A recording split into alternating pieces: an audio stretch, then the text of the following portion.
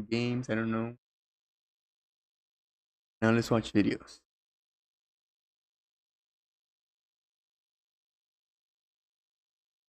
I don't even have a monitor with that resolution. So Sons of the Forest came out, a sequel to 2014's The Forest, and this game has all that game has and less. But the big significant upgrade here is the trees look cool when you chop them. Yeah, I like this idea. Okay, so on my friends list, there's Mr. Fart's Sniff World or Don Tony Lamb's server. I'm gonna guess you're Mr. Fart's Sniff World, to be honest. You know, I didn't know I was gonna be having company, right? I thought it was just me. I was just gonna be hanging out by myself. Fully named this lobby for my own enjoyment. Yeah. God, you're making my chest hurt. Jesus Christ. Hey, Did you just kill a random woman? Yeah, she got Yetis on her too. Oh, she got Yetis? She got Yetis on her. Lettuce is now picking her up and dragging her into the I'm woods. taking the Yetis with Okay, me. yo, throw her over your shoulder, bring her on over Yeah, to camp. that's what I'm Right? I saying, just want to see. You guys are weird. Mr. Fart Sniff World has no rules. Yeah, there's no rules here, okay? Oh, yeah, there are some little boo-boos on there. Yeah, dude. Nah, Aqua, I want you to take your survival axe and show us exactly how the procedure went on you, but on this body. yes. All right. Yes, please. Here's the first thing they did. Hold on. He threw your Put face your body first into a ablaze. bonfire. They actually cut my entire penis off and shoved it into my heart. I actually woke up with no nipples at all. Ooh, a little butterfly landed on my axe. Look at that. Can you guys see that? Yeah. That's actually Well, a no big nipples at all. indicator you're not doing enough work. You're sitting so still, a fucking Listen, butterfly. I all just day. arrived in Mr. Sniff's fart world. Like, You guys want to go kill some homeless people? Or not homeless people, but... yes, I do. Yes, yeah, I love that. Come on, let's go. I meant like a village of like cannibals or whatever. Oh no, Yeah. I'm not interested now. Damn. Well, hey, what we can do Cannibals at home. we can stand on top of their tents, and when they swing at us, they knock down their own tents, and then they're homeless. So we can make homeless people if you want. Let's go. Yeah, And then we kill him. yeah. And then once they pissed us off adequately by not having a house, then we kill them. Should I put on more spooky armor, or should I Like a wait? Venus flytrap. Oh my God, Oh my what god, the- oh my god, oh my god, oh my god. I'm dead. Nah, you're fine, dude. Pussy. I lit it on fire. Is it dead? Oh shit. Sam, throw a grenade or Oh something. my God! Why is it running so? Oh my God! Why are they running so fast? They're so fast. Wait, I'm alive. I'm just dead. I mean, it's going repeatedly. He's I'm just fucking dying. He just fingered you the second you fell. How do you keep lighting these guys on fire? Where When do you you need get a the? torch, I just smack them with it. They hate that.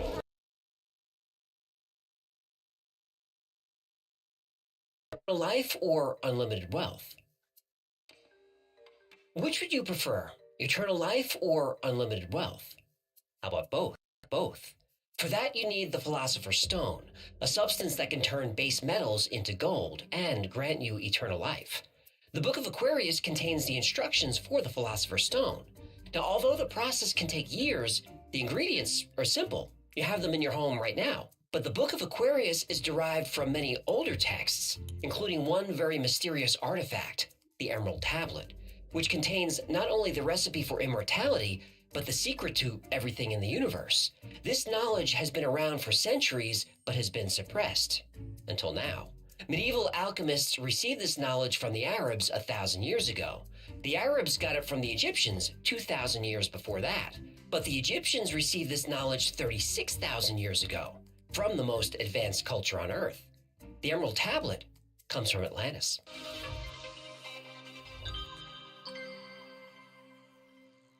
For hundreds of years, the recipe for the Philosopher's Stone was the most sought-after secret of alchemy. According to legend, this substance could turn ordinary metals like lead and iron into gold. The Philosopher's Stone was also called the Elixir of Life because it could restore youth and even grant immortality. For centuries, alchemists attempted to create the stone, breaking down, distilling, and combining different materials in pursuit of this goal. This actually led to the creation of chemistry.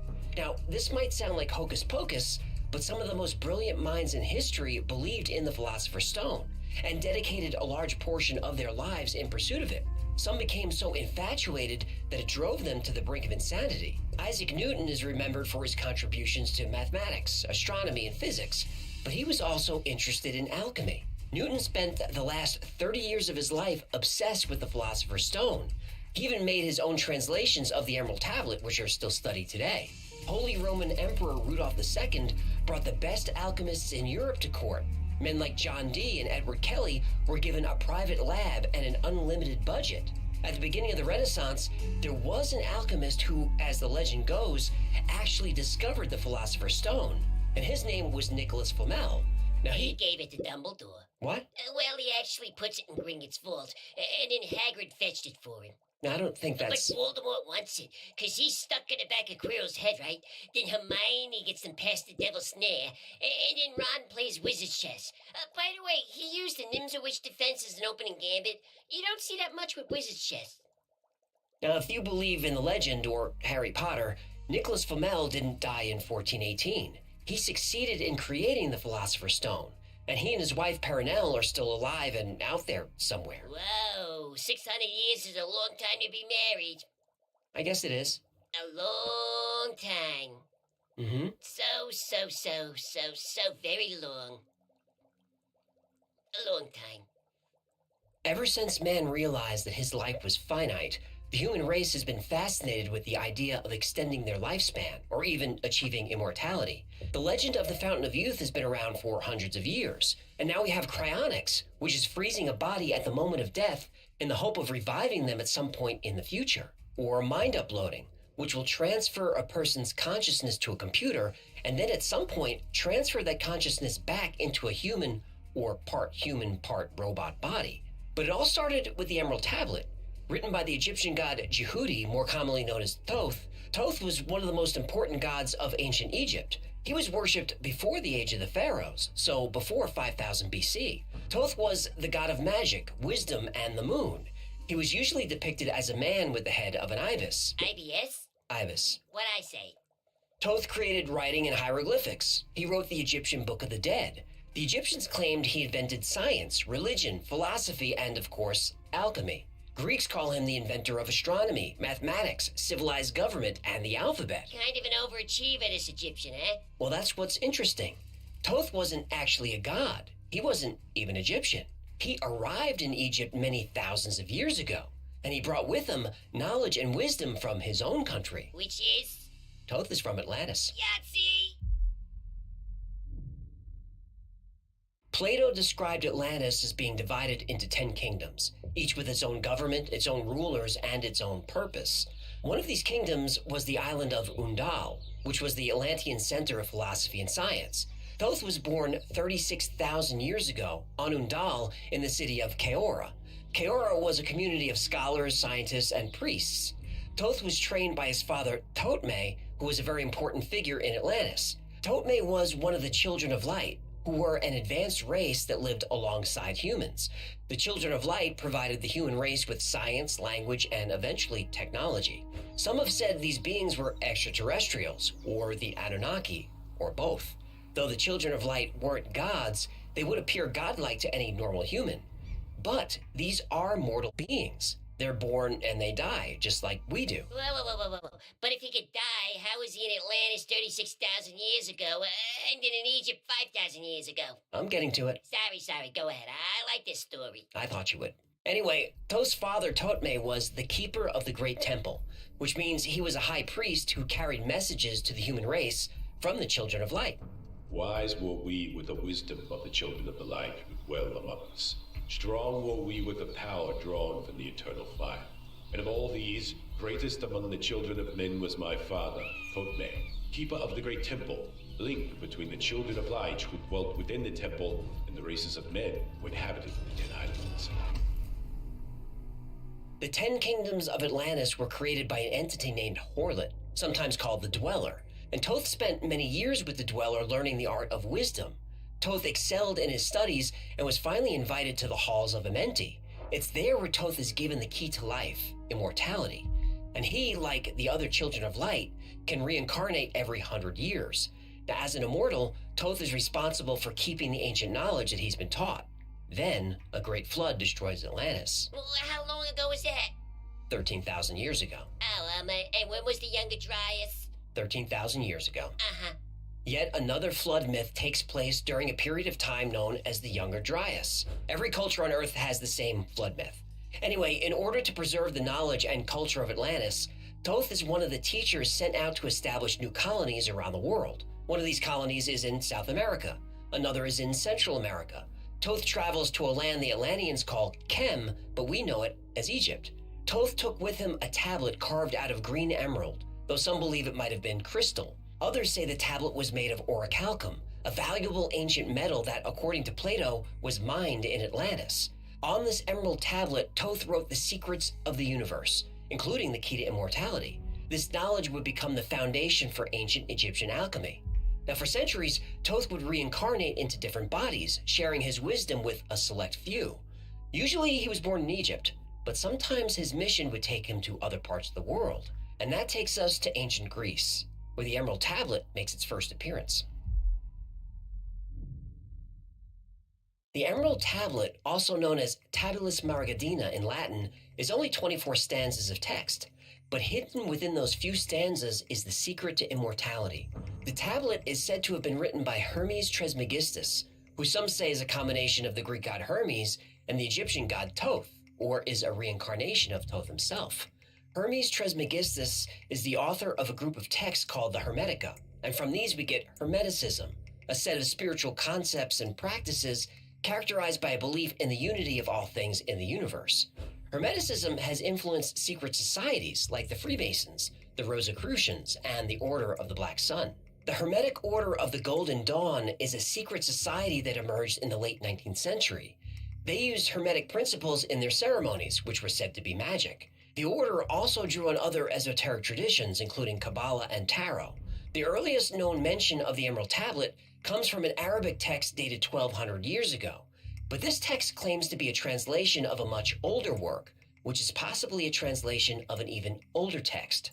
Upon discovery, the Emerald Tablet became one of the most studied documents by Islamic and European alchemists. It also became popular with occultists who often use the motto, "As above, so below," which is the second verse of the tablet. But these were all just translations. The original tablet was lost. Then, sometime in the 1st century AD, the philosopher Apollonius of Tyana was studying in the city's library when he came across a mysterious book. It was bound in green leather, and its pages were made of a material that he had never seen before. The book was written in a language that he didn't recognize, and its pages were filled with strange symbols and diagrams. Apollonius studied the book and realized that it was a book of alchemy, filled with the secrets of the universe and the hidden forces of nature. Determined to uncover the mysteries of the book, Apollonius set out on a quest to find its author. After a long search, he came to a remote temple in the mountains where he met an oracle who told him where to look for answers. Apollonius was given directions to a secret cave underneath the statue of Hermes in Tyana. At the end of a dark, winding passage, Apollonius found the corpse of Hermes Trismegistus, sitting on a golden throne. Still clutched in his withered skeletal fingers, Hermes had a dusty book and a tablet carved from a single piece of translucent green stone. Apollonius took the Emerald Tablet and the book and sealed the cave. He then incorporated these newfound secrets of alchemy into his own work. But then the Emerald Tablet was lost again. Again, it's lost? How tiny was this thing? Well, it was pretty big, almost 4 feet long and about 3 feet wide. All that wisdom and they can't keep track of a giant stone tablet, huh? Everyone who touches this suddenly comes down with a case of the Butterfingers. It would seem so. Apollonius wrote that he gave the tablet to the Roman Emperor Hadrian, who buried it under his palace. But some think the tablet was in the Library of Alexandria when it burned, or was taken by the Knights Templar, or it's in the Vatican secret archives. It's been said to have ended up at just about every mysterious place on Earth. But in 1925, a man named Dr. Maurice Doreal had an idea. The early stories of the Egyptian god Thoth talk of him building the Great Pyramid of Giza as a way to protect an ancient artifact. So Dr. Doreal went to Egypt and explored the area where he thought the Emerald Tablet might be. Oh, did he find it? Not exactly. Oh. He found all 10. The tablets Doriel found were in the possession of a mysterious group called the Great White Brotherhood. They wouldn't allow Doriel to take the tablets, but they did let him translate them. A few years later, in 1939, Dr. Doriel published his translation as a book, The Emerald Tablets of Thoth the Atlantean. His translation confirmed that the tablets were indeed written by Thoth. Doriel went on to found the Brotherhood of the White Temple, a religion that still exists and has a following. And one of the main themes of the book and of the Brotherhood of the White Temple is the concept of the one thing. The one thing is described as the source of all creation and the ultimate reality behind the physical world. It's said to be an energy that permeates all things and is the essence of all life. The Force is what gives a Jedi his powers. It's an energy field created by all living things. It surrounds us and penetrates us. It binds the galaxy together. We did a Star Wars bit last week. We can't go back to that well so soon. Yeah, it was worth a shot. Well, the book also describes ancient technologies and hidden knowledge. It suggests that ancient civilizations had advanced technologies and knowledge that have been lost over time. For example, the book describes a device called the Firestone, which is said to have the power to generate energy and manipulate matter. The book claims this technology was used by ancient civilizations, including the Atlanteans. So broken, why did I get so much more a XP large with part of the you? book covers alchemy, specifically transforming base metals into gold, curing illness, I was in mine granting for like immortality, 50 minutes and it never got achieving this high. enlightenment. But like the original Emerald Tablet, it was all allegory and symbolism, subject to many different interpretations. There are no clear instructions. The tablet doesn't tell us what kind of materials we need to create the Philosopher's Stone. And even if they did, they don't tell us the process. But on March 11th, 2011, a mysterious book suddenly appeared online. It was called The Book of Aquarius. And this is what was written on the first page. The age of secrets is over. There's no need for mystical language or metaphor.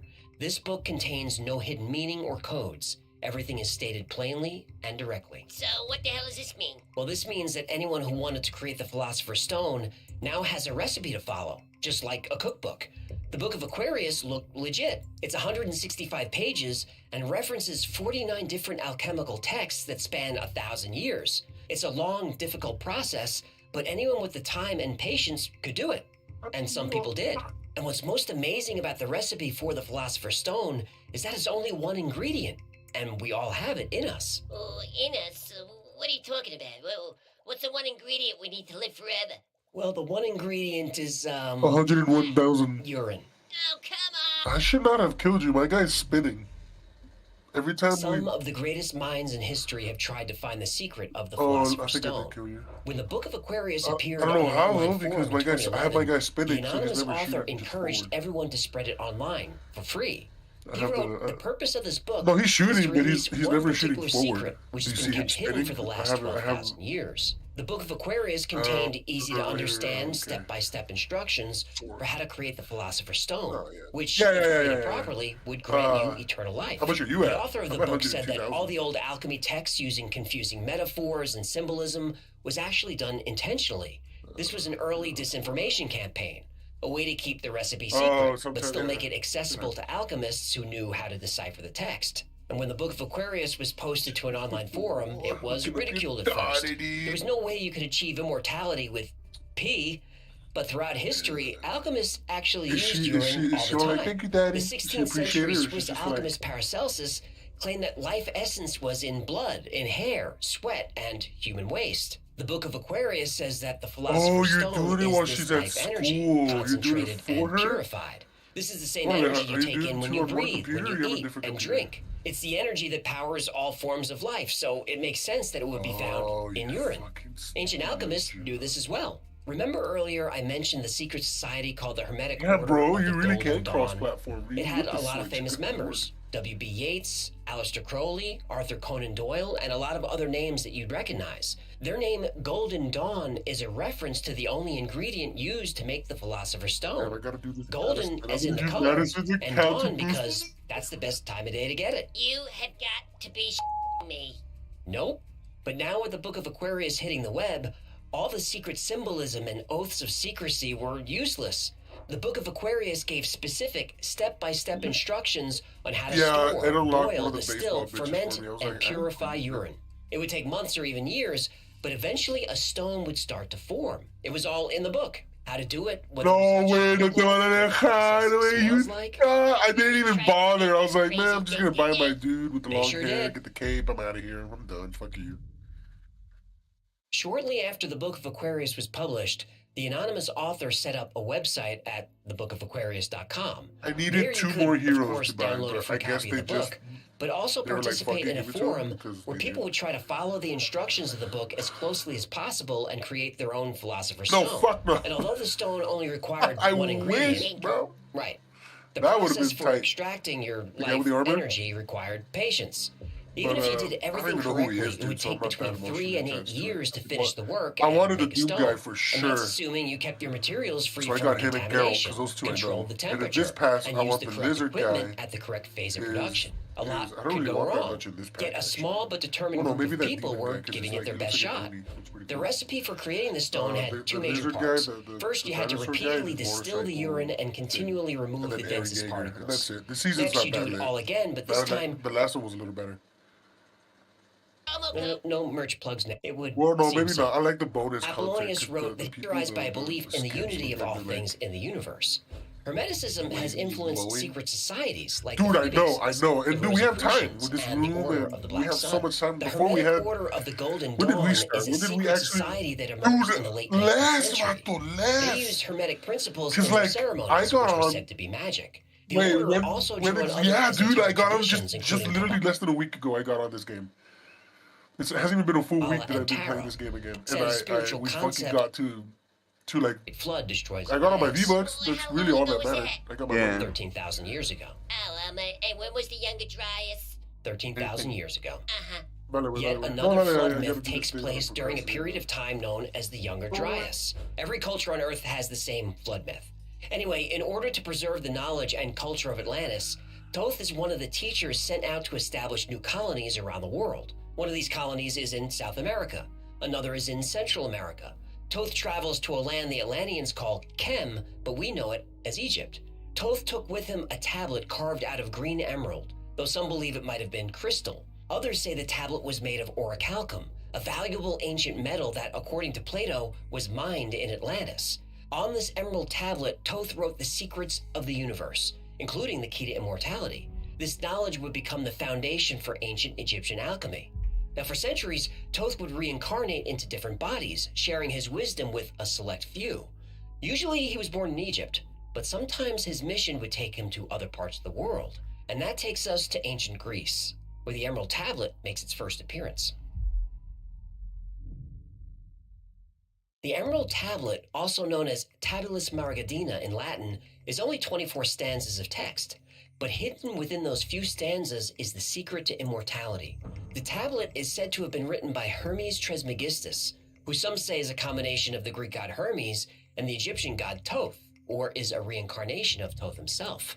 Hermes Trismegistus is the author of a group of texts called the Hermetica, and from these we get Hermeticism, a set of spiritual concepts and practices characterized by a belief in the unity of all things in the universe. Hermeticism has influenced secret societies like the Freemasons, the Rosicrucians, and the Order of the Black Sun. The Hermetic Order of the Golden Dawn is a secret society that emerged in the late 19th century. They used Hermetic principles in their ceremonies, which were said to be magic. The order also drew on other esoteric traditions, including Kabbalah and Tarot. The earliest known mention of the Emerald Tablet comes from an Arabic text dated 1,200 years ago. But this text claims to be a translation of a much older work, which is possibly a translation of an even older text. Upon discovery, the Emerald Tablet became one of the most studied documents by Islamic and European alchemists. It also became popular with occultists who often use the motto, "As above, so below," which is the second verse of the tablet. But these were all just translations. The original tablet was lost. Then, sometime in the 1st century AD, the philosopher Apollonius of Tyana was studying in the city's library when he came across a mysterious book. It was bound in green leather, and its pages were made of a material that he had never seen before. The book was written in a language that he didn't recognize, and its pages were filled with strange symbols and diagrams. Apollonius studied the book and realized that it was a book of alchemy, filled with the secrets of the universe and the hidden forces of nature. Determined to uncover the mysteries of the book, Apollonius set out on a quest to find its author. After a long search, he came to a remote temple in the mountains where he met an oracle who told him where to look for answers. Apollonius was given directions to a secret cave underneath the statue of Hermes in Tyana. At the end of a dark, winding passage, Apollonius found the corpse of Hermes Trismegistus, sitting on a golden throne. Still clutched in his withered skeletal fingers, Hermes had a dusty book and a tablet carved from a single piece of translucent green stone. Apollonius took the emerald tablet and the book and sealed the cave. He then incorporated these newfound secrets of alchemy into his own work. But then the emerald tablet was lost again. Again, it's lost? How tiny was this thing? Well, it was pretty big, almost 4 feet long and about 3 feet wide. All that wisdom and they can't keep track of a giant stone tablet, huh? Everyone who touches it suddenly comes down with a case of the Butterfingers. It would seem so. Apollonius wrote that he gave the tablet to the Roman Emperor Hadrian, who buried it under his palace. But some think the tablet was in the Library of Alexandria when it burned, or was taken by the Knights Templar, or it's in the Vatican's secret archives. It's been said to have ended up at just about every mysterious place on Earth. But in 1925, a man named Dr. Maurice Doreal had an idea. The early stories of the Egyptian god Thoth talk of him building the Great Pyramid of Giza as a way to protect an ancient artifact. So Dr. Doreal went to Egypt and explored the area where he thought the Emerald Tablet might be. Oh, did he find it? Not exactly. Oh. He found all 10. The tablets Doreal found were in the possession of a mysterious group called the Great White Brotherhood. They wouldn't allow Doreal to take the tablets, but they did let him translate them. A few years later, in 1939, Dr. Doreal published his translation as a book, The Emerald Tablets of Thoth the Atlantean. His translation confirmed that the tablets were indeed written by Thoth. Doreal went on to found the Brotherhood of the White Temple, a religion that still exists and has a following. And one of the main themes of the book and of the Brotherhood of the White Temple is the concept of the one thing. The one thing is described as the source of all creation and the ultimate reality behind the physical world. It's said to be an energy that permeates all things and is the essence of all life. The Force is what gives a Jedi his powers. It's an energy field created by all living things. It surrounds us and penetrates us. It binds the galaxy together. And we did a Star Wars bit last week. We can't go back to that well so soon. Yeah, it was worth a shot.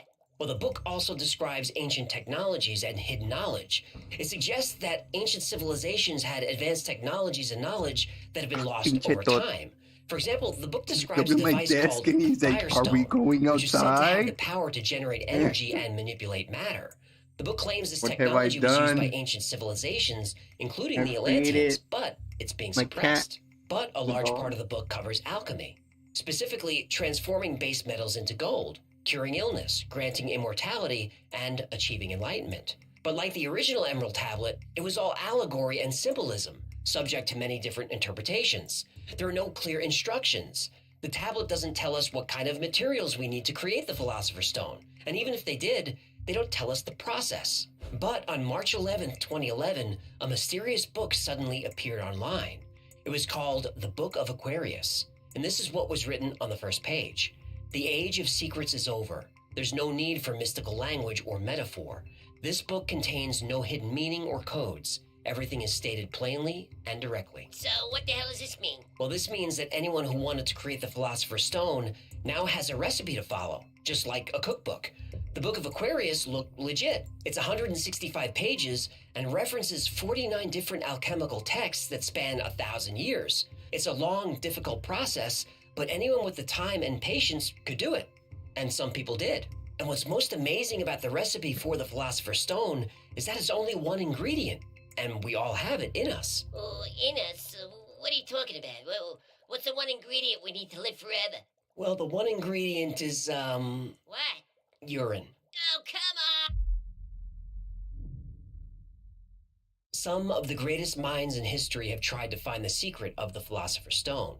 When the Book of Aquarius appeared on an online forum in 2011, the anonymous author encouraged everyone to spread it online for free. He wrote, "The purpose of this book is to release one particular secret which has been kept hidden for the last 12,000 years. The Book of Aquarius contained easy-to-understand, step-by-step instructions for how to create the Philosopher's Stone, which, if created properly, would grant you eternal life. The author of the book said that all the old alchemy texts using confusing metaphors and symbolism was actually done intentionally.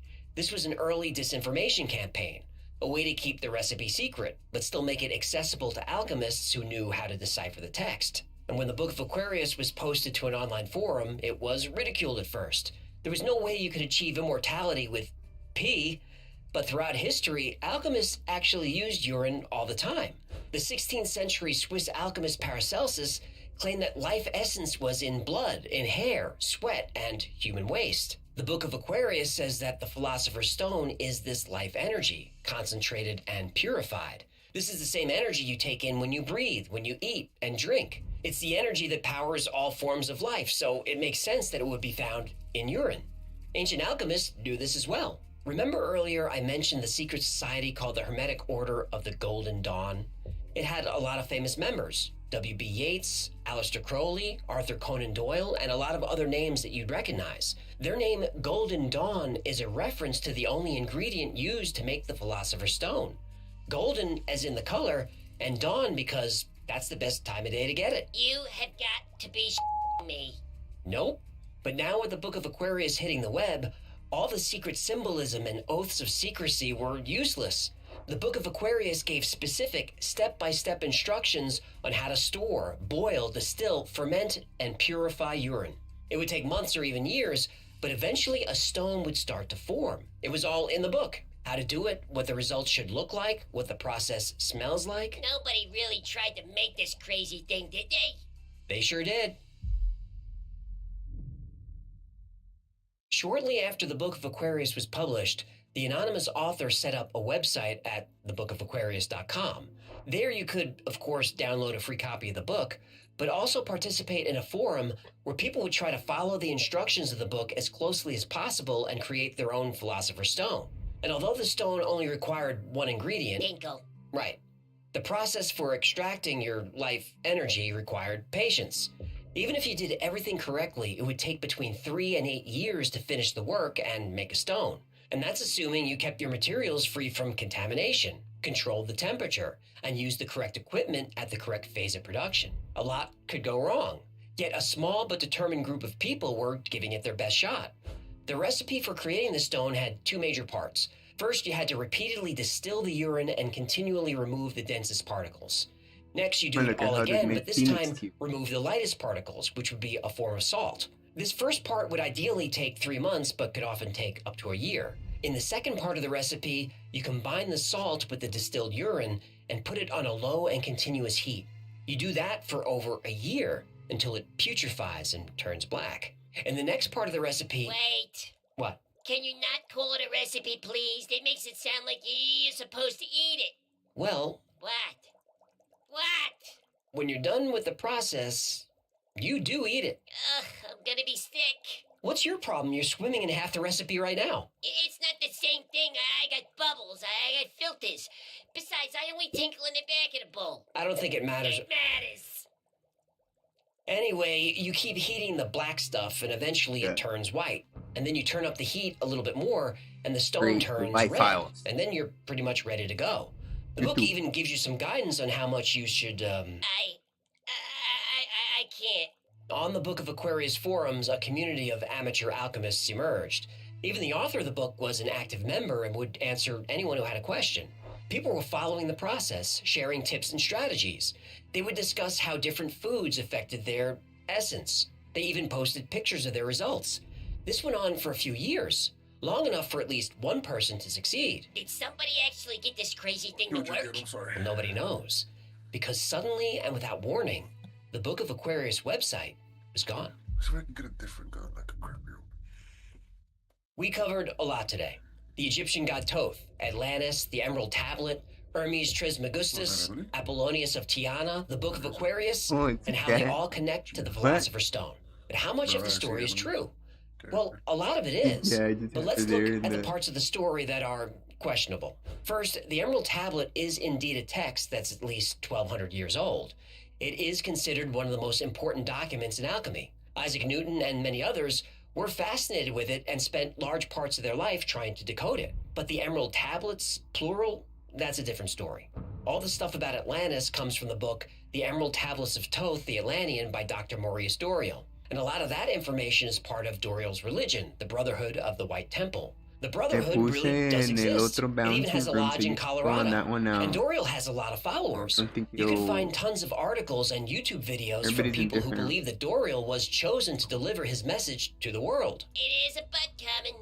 There is. Now look, maybe Doriel really did discover the tablets in Egypt and translate them. Maybe he really is helping people on their journey to the light of truth, as the Brotherhood claims. Hey, your tone is drifting into sarcasm territory. But before you join this cult religion, there are a few things you should know about Dr. Maurice Doriel.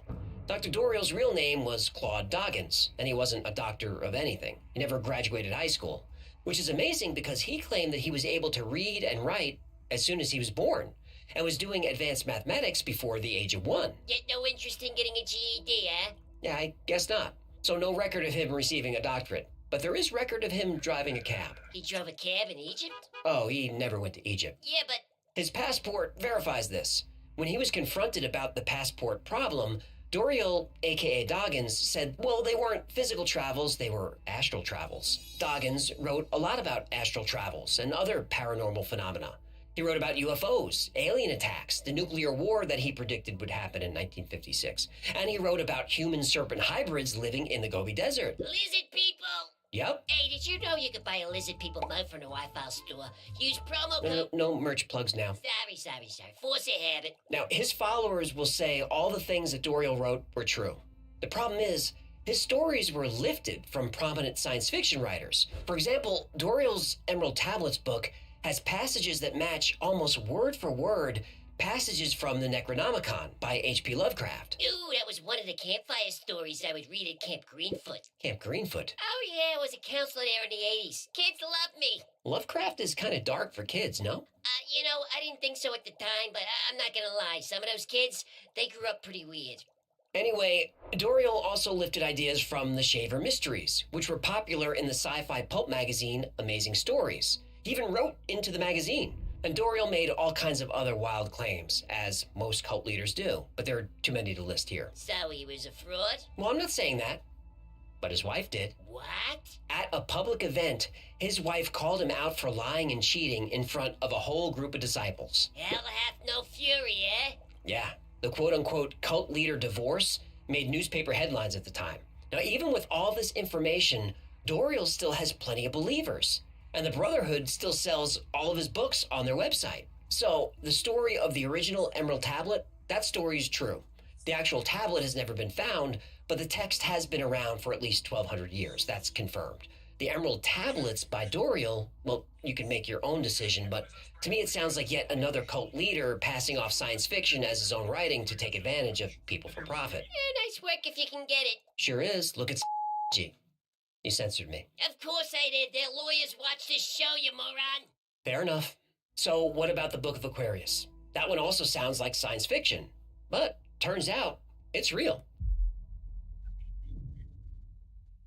Ever since the Book of Aquarius website was taken down, there's not much information about what happened to the people who were trying to create their own stones. One theory is that some people were actually successful, so either they had the site taken down or... The Illuminati. Right, some group of shadowy elites didn't want this information public, so they took down the website. And even though you can still download the book from the Internet Archives, you can't view the messages on the message board.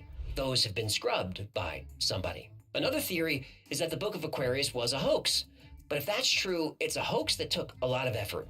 The book is 165 pages, and the author goes into meticulous detail. And he quotes from 49 different alchemical texts, ranging from the 20th century all the way back to the 11th century. Many of these texts are pretty obscure and hard to find, and no one has ever come forward to take credit for writing it. The Book of Aquarius is probably not a hoax, but a book written by a passionate individual who honestly believes they're sharing the secret to creating a Philosopher's Stone. With Tinkle? Yep. There's actually a well-documented case of an alchemist attempting to create the Philosopher's Stone from urine.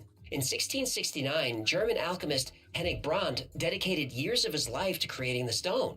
He was convinced urine was the way to do it, and he did everything that the Book of Aquarius says to do. Now, after boiling and distilling 1,500 gallons of his essence, he ended up with a white, waxy substance that actually glowed in the dark. He made the stone? No, he accidentally discovered phosphorus. Now, to a 17th century alchemist, this must have been amazing.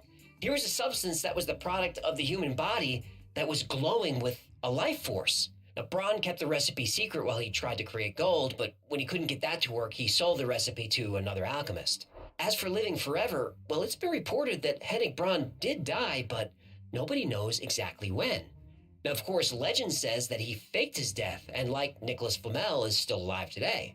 Now, that makes sense to me. If I created the Philosopher's Stone, I don't think I'd ever tell. Would you? Now, if you want to try creating it, the Book of Aquarius is still available online and linked below, but I don't recommend it. Boiling urine smells awful, but that's a small price to pay for immortality. Well, wait. How do you know it smells awful? Don't worry about that. Now, if you do decide to try and create the Philosopher's Stone, do me a favor. Email me in about 600 years, and we'll both have a good laugh. No! Thank you so much for hanging out with me today. My name is AJ, there's Hecklefish, and this has been the Y-Files. If you had fun or learned anything, do us a favor and like, subscribe, comment, share. That stuff, really helpful. Oh, they learned some things today. I agree. I think you owed them an apology, actually. Okay, now. That's nonsense. Now we're saying titles like this.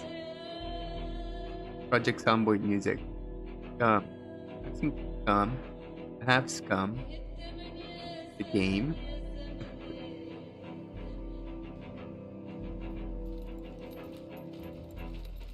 So hello and welcome to the big city. I had to come here, I'm looking for a car.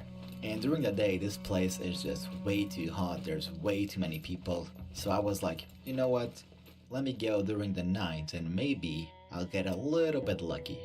That doesn't seem to be the case though, unfortunately. So the reason why I need a car, I don't know if you watched the last episode, but we actually went to the bunkers and we found ourselves an hazmat suit. Now the goal is to reach the power plant and get uranium. And that's fine, that's not too hard. The problem is, it's so far away. And someone totally robbed my last car. So, you know, kinda screwed over here. So here I was thinking, if I cannot find a car, why not just go up to the skyscraper and look for one from up above? Surely I can find something. If not, still good. I need to eat and drink. And my character is actually getting a little bit cold, so I'm gonna build a fire as well. That's why you saw me cutting those sticks there. But yeah, I did lost the sniper rifle. It broke and I had no repair tools since last time. But we got an ASL now, which I think it's plenty of good as well. Plenty of good. Oh, there we go. Damn, look at that view. Holy. Probably turn off the light too. That's a big fall.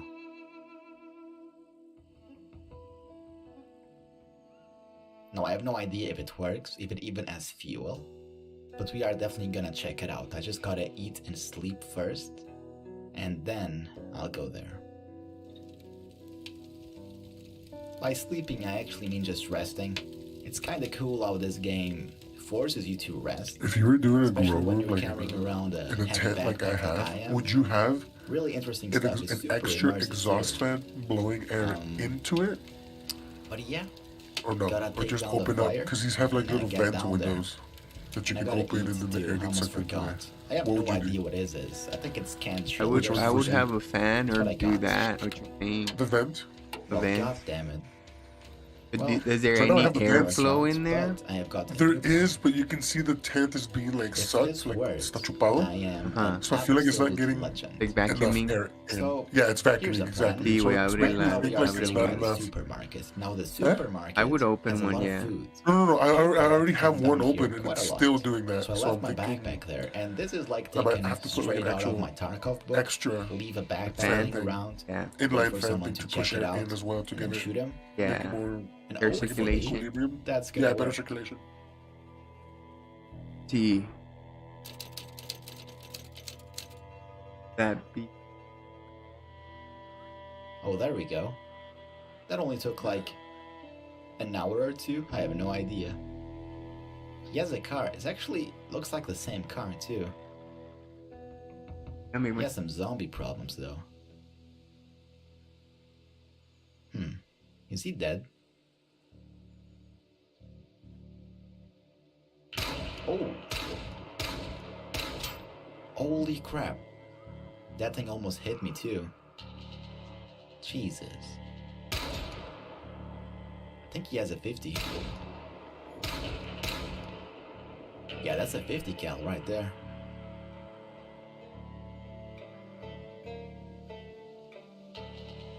I have no idea what's going on, I cannot see. Oh, one more. Uh-oh. I think he's out of ammo. Nope, he is not. Jesus, okay, he's inside now.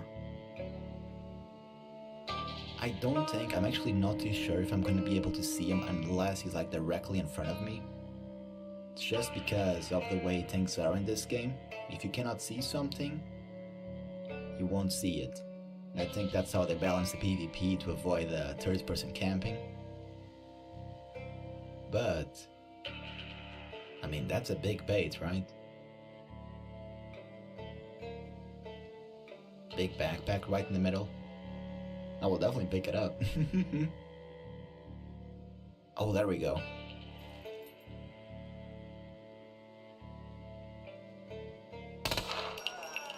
Oh my god. That actually worked. And it's almost morning too. This was so lucky. There is more noise though. Did you hear that? Okay, I'm getting out of here. I'm not too sure if he's alone. Let me get my stuff, thank you. Claim the kill as well. And search him up, see what he has. I'm not gonna take anything. Just because I want to be a good neighbor. I just want a car.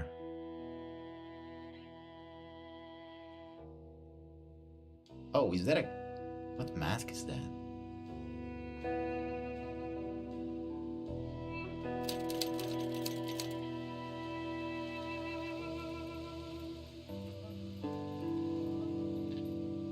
So that right there is actually a gas station. Really common. It's a really great place to find fuel. As you can see, there's only 2 of them, which is actually kind of odd because when I went there like 10 minutes ago, there were none of them. Now the thing is, when I went there to grab fuel, it was completely empty. So I gotta find another spot.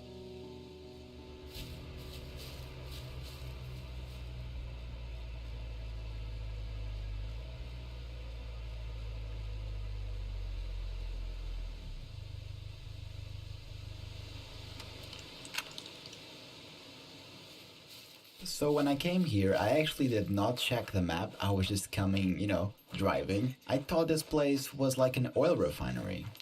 But apparently, it's a huge old train yard. Very, very abandoned. And also, pretty huge. Now the good thing is, we actually found ourselves a suitable place for where I think I can find the fuel. So I'm gonna go there and check it out. Anyways, we got the fuel. Now, I was thinking how I should do this, and I pretty much have 2 choices. I either load the fuel in my car and I drive away, or, and by looking at these clouds, I drain the fuel so nobody can steal my car, and I actually spend the night here. And I've been contemplating this for a while. I think the best course of action is to stay the night here. I can chop off some trees, make a fire, have some food, chill a little bit, and hopefully it's gonna be a good night's rest. And tomorrow we'll go to the power plant.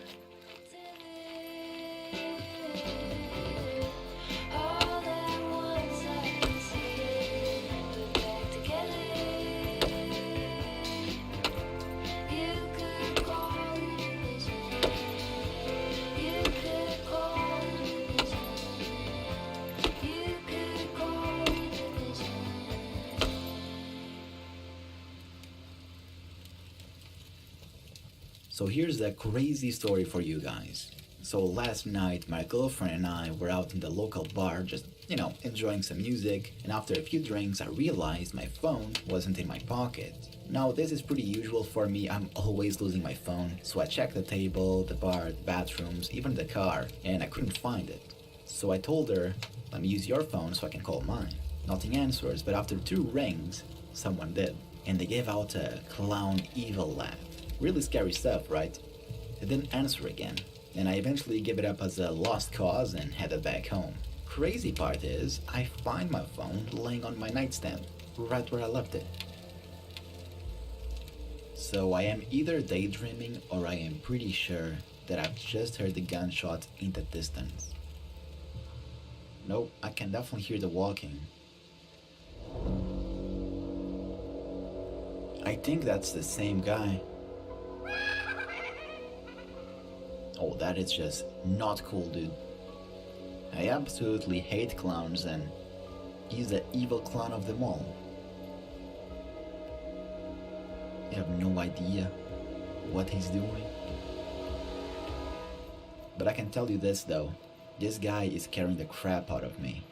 So I'm gonna take my shot and kill him because I know he might come back, but this is a big place. I don't think he's gonna be able to spot me.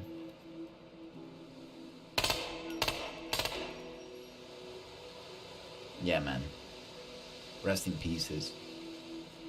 Look at him though, it looks like a metal song cowboy with a sword. Now the hardest part is, how do I sleep after an encounter like that? No idea. I don't think I will get much sleep. So I think I'm just gonna chill on Twitter or something while it gets daylight. And I'll be very focused on any sort of noise coming in from my headphones. And I probably should kill off the light as well.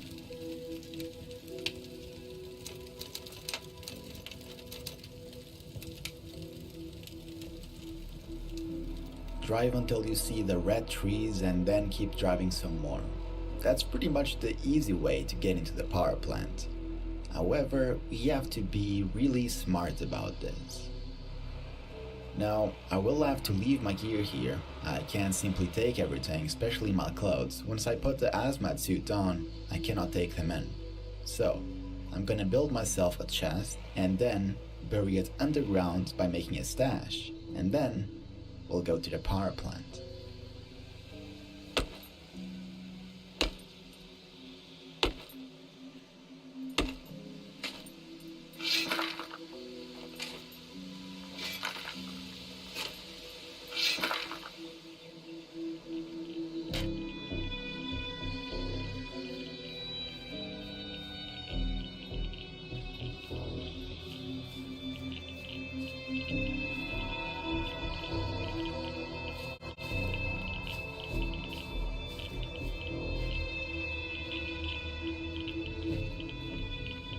So here we are, we finally made it down to the power plant, and holy crap guys, this is pretty much Stalker Online.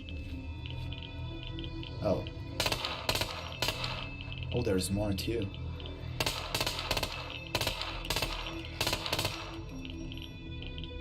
If this is how it looks like on the outside, I can only imagine the dangers within.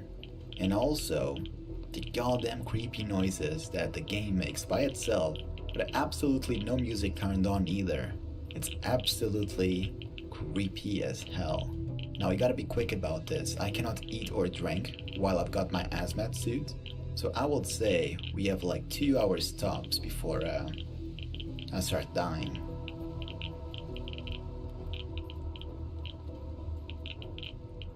That's the entrance right there. That is our goal. So, wish me luck.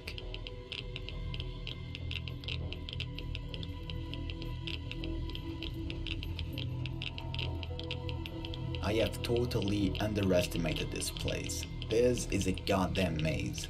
I haven't seen any zombies yet, but to be honest, I am yet to see anything worthwhile.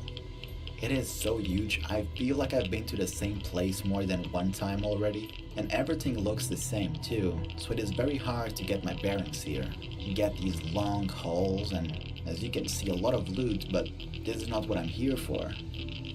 I want to get uranium and get out as soon as possible. If I linger too long, I don't think I can make it back, so you better hurry. Another office building. Yeah, this is not going as planned. CR4.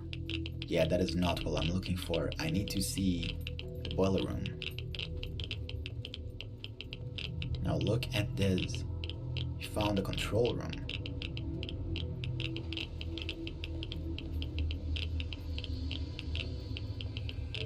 Well, the arrow points this way.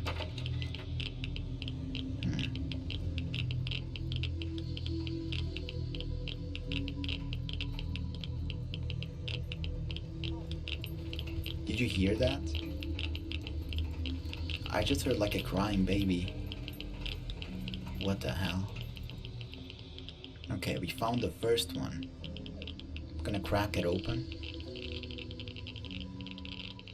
Oh, okay, this is gonna take longer than expected.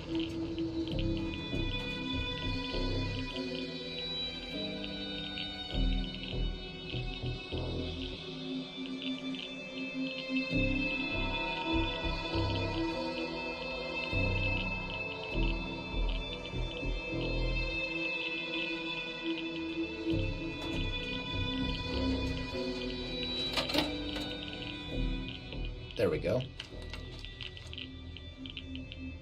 Really? Okay, so that was really crappy loot, but there is still so much more. So now we are on the pump station, and I think there should be another locker here.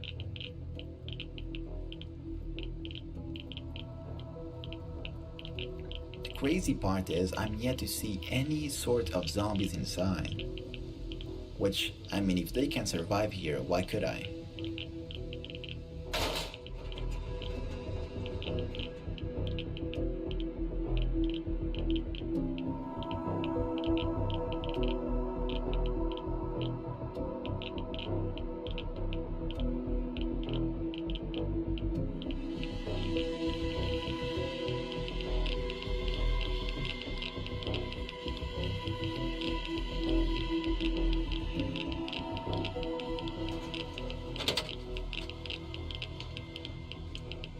Okay, that's not too bad. Some pills and another hazmat suit. But my guy is really getting tired. I'm not too sure if I can make it out.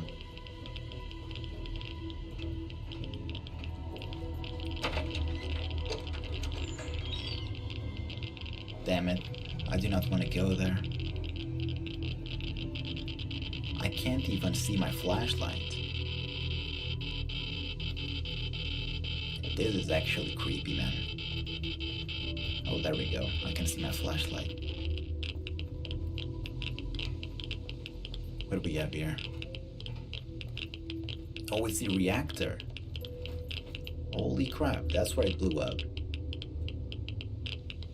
So the sad part is, there's a bunch of crates here with uranium, but you cannot lock them open with the crowbar, so in the end of the day, I came here for the uranium, and I cannot crack them open with the tools I've got. So now I gotta get out with nothing. The cool thing is, we found this big room. There are quite some lockers here, so that's definitely something I want to get back to.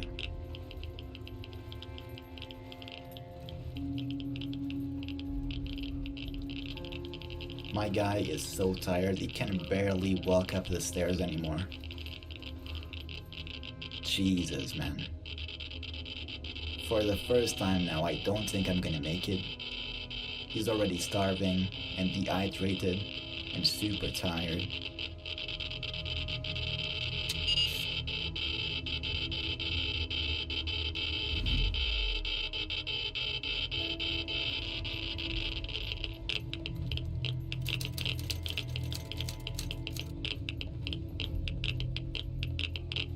I really don't know if I'm gonna make it. He is absolutely almost fainting by now. Jesus, man. I have no idea Oh, my dude is still alive. He almost fainted more than twice, and my vision is getting blurry too.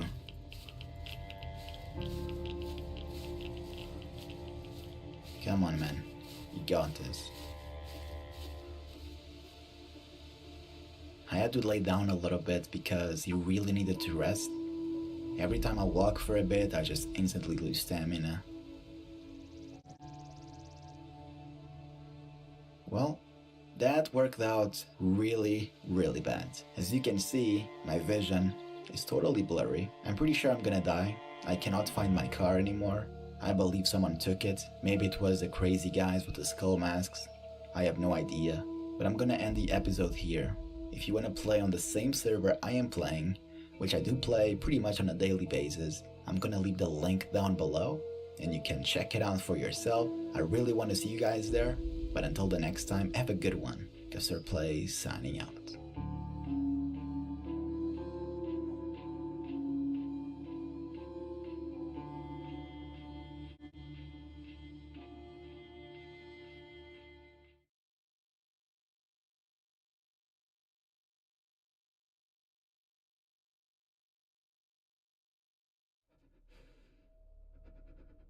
It's gonna be okay. Joel, just breathe.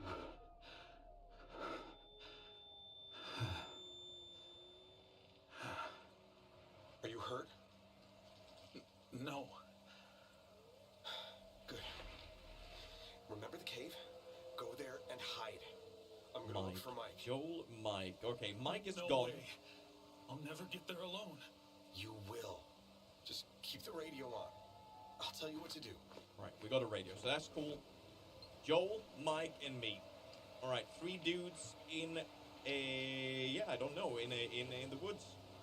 I don't really know where we would be. I would say northern Canada, maybe. Okay, so press space while next to a climbing. Okay, here we go. Outsmart the pack. Go through the bushes. Okay, that doesn't sound good, does it? Fuck. Oh, there we go. I'll give you a signal. Look at them. Wolves are so goddamn beautiful, but so dangerous. Okay, go. Alright. I'm trusting you here, Joel. Okay, let's try this again, shall we?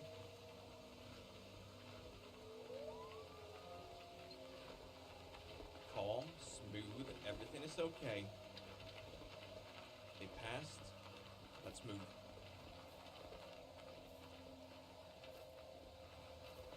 Don't turn around now. We got one more right there. Those bastards are blocking the path. Distract them. See that crow over there? Try to scare it away. Oh, no way! G to pick up Snowball? Hep hep. Okay. That is so cool.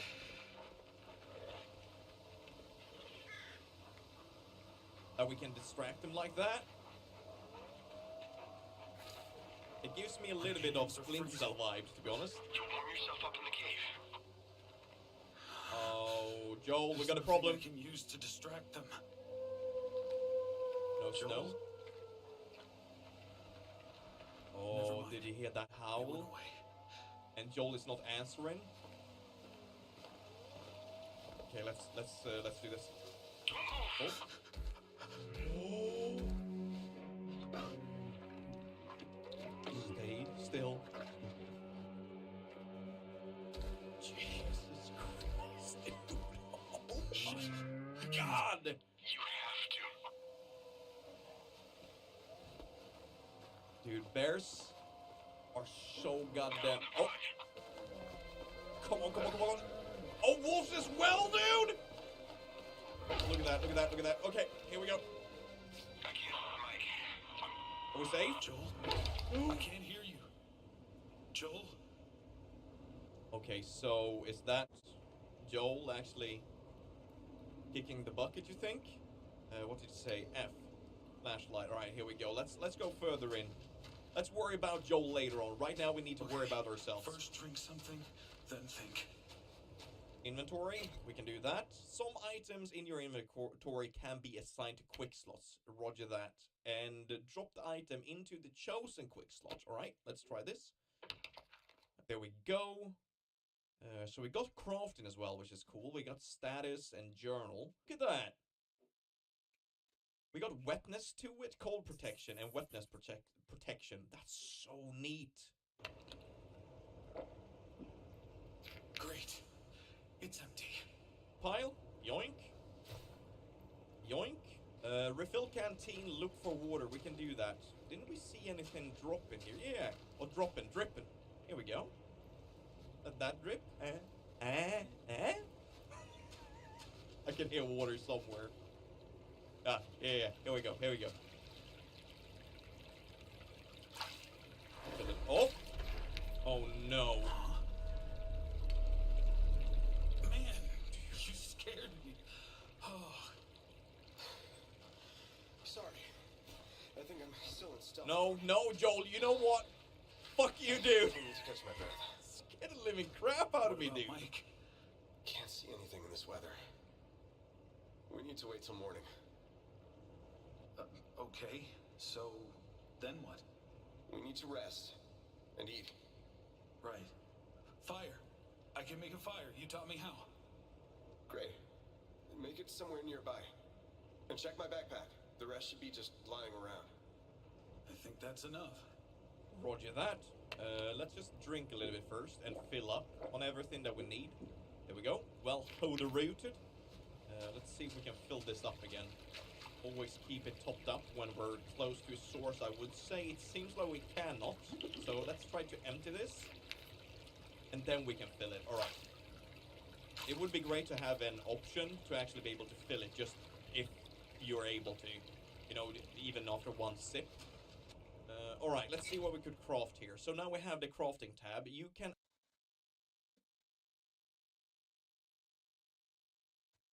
Video about worm. TikTok's fun. Now we're alone. Just wanted to give you guys a quick reminder, if you guys love my videos and want to support me, check out compassion-tees.com. Link is at the end of the video.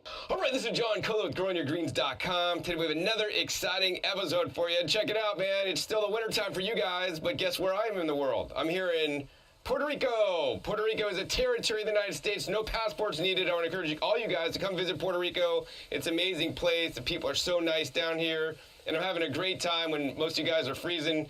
Today it's 80 degrees. Actually, that could be a problem for the farm that we're going to visit in a second. But anyways, the reason for this episode, I'm just in a residential neighborhood, right? So you guys can have a farm. You guys don't need 180 acres like the farm I just visited a little while ago.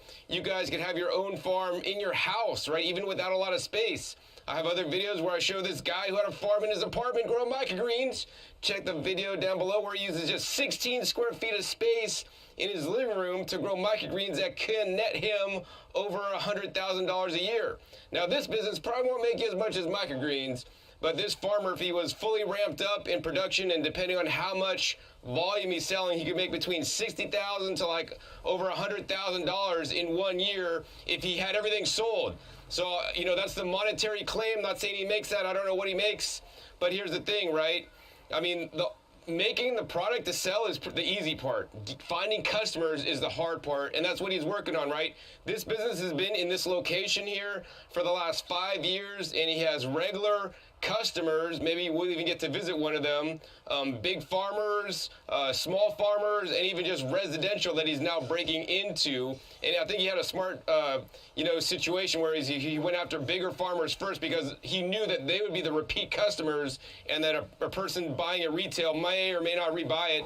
Plus the big farmers, they buy, some farmers buy 50 gallons in one time. So, if a gallon sells for $60 times 50. I mean, that's some cash here. So anyways, what we're going to show you guys today is the farm. Actually, it's not even in the house. It's actually below the house in the basement. And this is actually called the West Night Worms.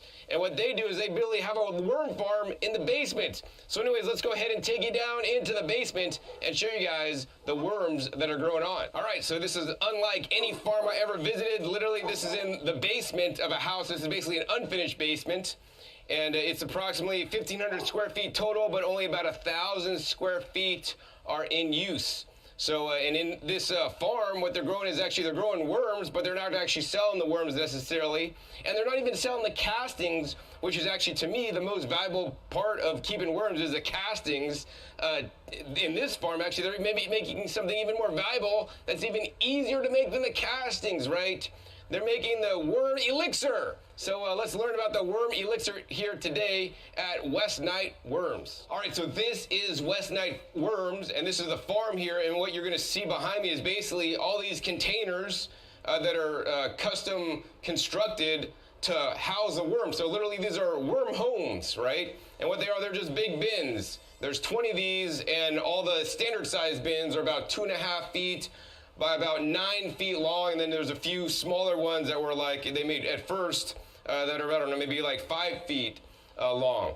And, they've gone through lots of different, designs for the worm bins, and this is the one they came up with. So I kind of want to take you guys on a journey of how this worm farm operates, including, the worm bin construction, what they're feeding the worms, they actually talk about the elixir that they're making out of the worms, to sell to farmers around Puerto Rico, as well as even ship into the United States. So actually, I think we want to look at the original worm bins that they are no longer using. All right, so this is the first worm bin they started with. Their bins are a lot larger now and a little bit different, actually. And what this is just basically plywood, right? And it's 2.5 feet by maybe like 5 feet. This is when they started. Right now, this is actually just holding some composting materials that they will end up feeding to their worms. This is not in production. Basically, they found out that the worms would eat the wood, so they didn't want to do this. So then they figured, the worms are eating the wood, so let's make it even better. So let me show you guys the next innovation of their worm bin. So here's the next worm bed design. Basically, it's the same thing, just larger, so they made it bigger. And then they lined it with some plastic, but they found out that the plastic basically degraded over time and would get into the castings and their product, so they didn't want to do this. And then they came up with the, I guess we'll say the final design, or actually no, the next design. Let me go ahead and show you guys the next one. So the next innovation came when they actually got given to them this big box. And what this box is basically is catching shreds at a local factory that went out of business. And it's made out of plastic. So they figured, wow, we could use this, and the worms aren't gonna eat it, and it worked really great. And this is just a small size. And then they actually built the real prototype of their current design. All right, so this is the final design you guys are looking at. Basically, it's made out of some plastic sheeting. I think they make pipes out of or something like that. And then they put a cover on it so that no other insects or birds or anything could have a field day and eat all the worms. And in addition, you'll see the wire behind me here because they have birds and bats and rats in the air that they have to constantly battle and try to keep out of this area. And they put this over so that there's going to be no further insects in there eating basically the special diet the worms are supposed to be eating to make their high quality castings and the worm elixir. So basically what happens is they put all the worm chow inside here, and the worms eat it, they digest it, and turn it into castings. And then the product they sell, actually, they take water, but not annual water. They don't use city water that's chlorinated or with, different kind of, chemicals or toxins. They actually catch rainwater, feed the rainwater to the fish. I'm getting ahead of myself. And then they use the fish wastewater to water the worm castings to get a very high nutrient, basically worm elixir, or we could call it worm leachate, right? And the other thing is they don't take the first run as they water the worm castings. They throw that away, basically. They use it on their own trees, and then they basically catch, after about an hour, they catch the really deep, rich, black, nutrient-dense worm leachate or worm elixir, as they like to call it. And, they've been doing this now for 5 years, so that's amazing that this literally small business, young man, I would say young man owned, he's younger than me, recent or soon-to-be college graduate is running this business successfully, and that's really cool. And he's figured a lot of things out along the way. He's, as you saw, he went through various different bins. He's also went through various different recipes for feeding the worms, and he's only ever improved that. So actually, I think I want to talk about next the recipe he actually feed the worms. That's actually top secret. So one of the claim to fames of West Night Worms is their secret recipe that I tried to get out of them, and I said, hey, if I come to your farm, I want you to disclose all the ingredients, but you don't have to tell me the amounts. And I get here, and he's revealed a portion of the rest of the ingredients, and none of the amounts. So I'm going to share with you guys as much as I know. So basically what I was told when I met the farmer at the local farmer's market, Rincon Farmer's Market, he said he has 18 different ingredients that he actually puts in and feeds the worms, right? Some of the worm farms I've been to that grow really good castings might have up to, 10 different ingredients, but this farm is using up to 18 different ingredients in varying proportions and amounts.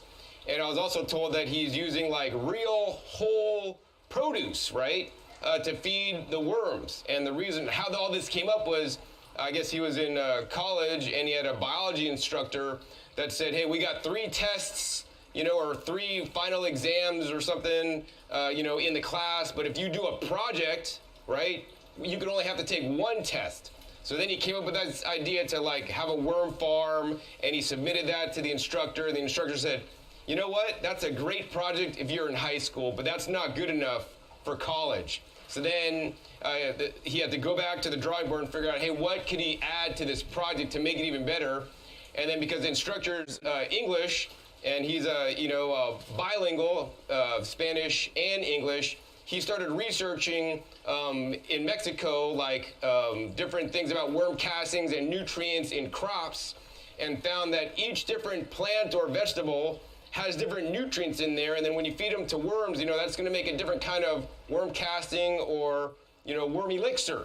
And so that's what he totally put together. He put together a whole, project to do, and the instructor evidently approved it. And that's literally how his business was born here today.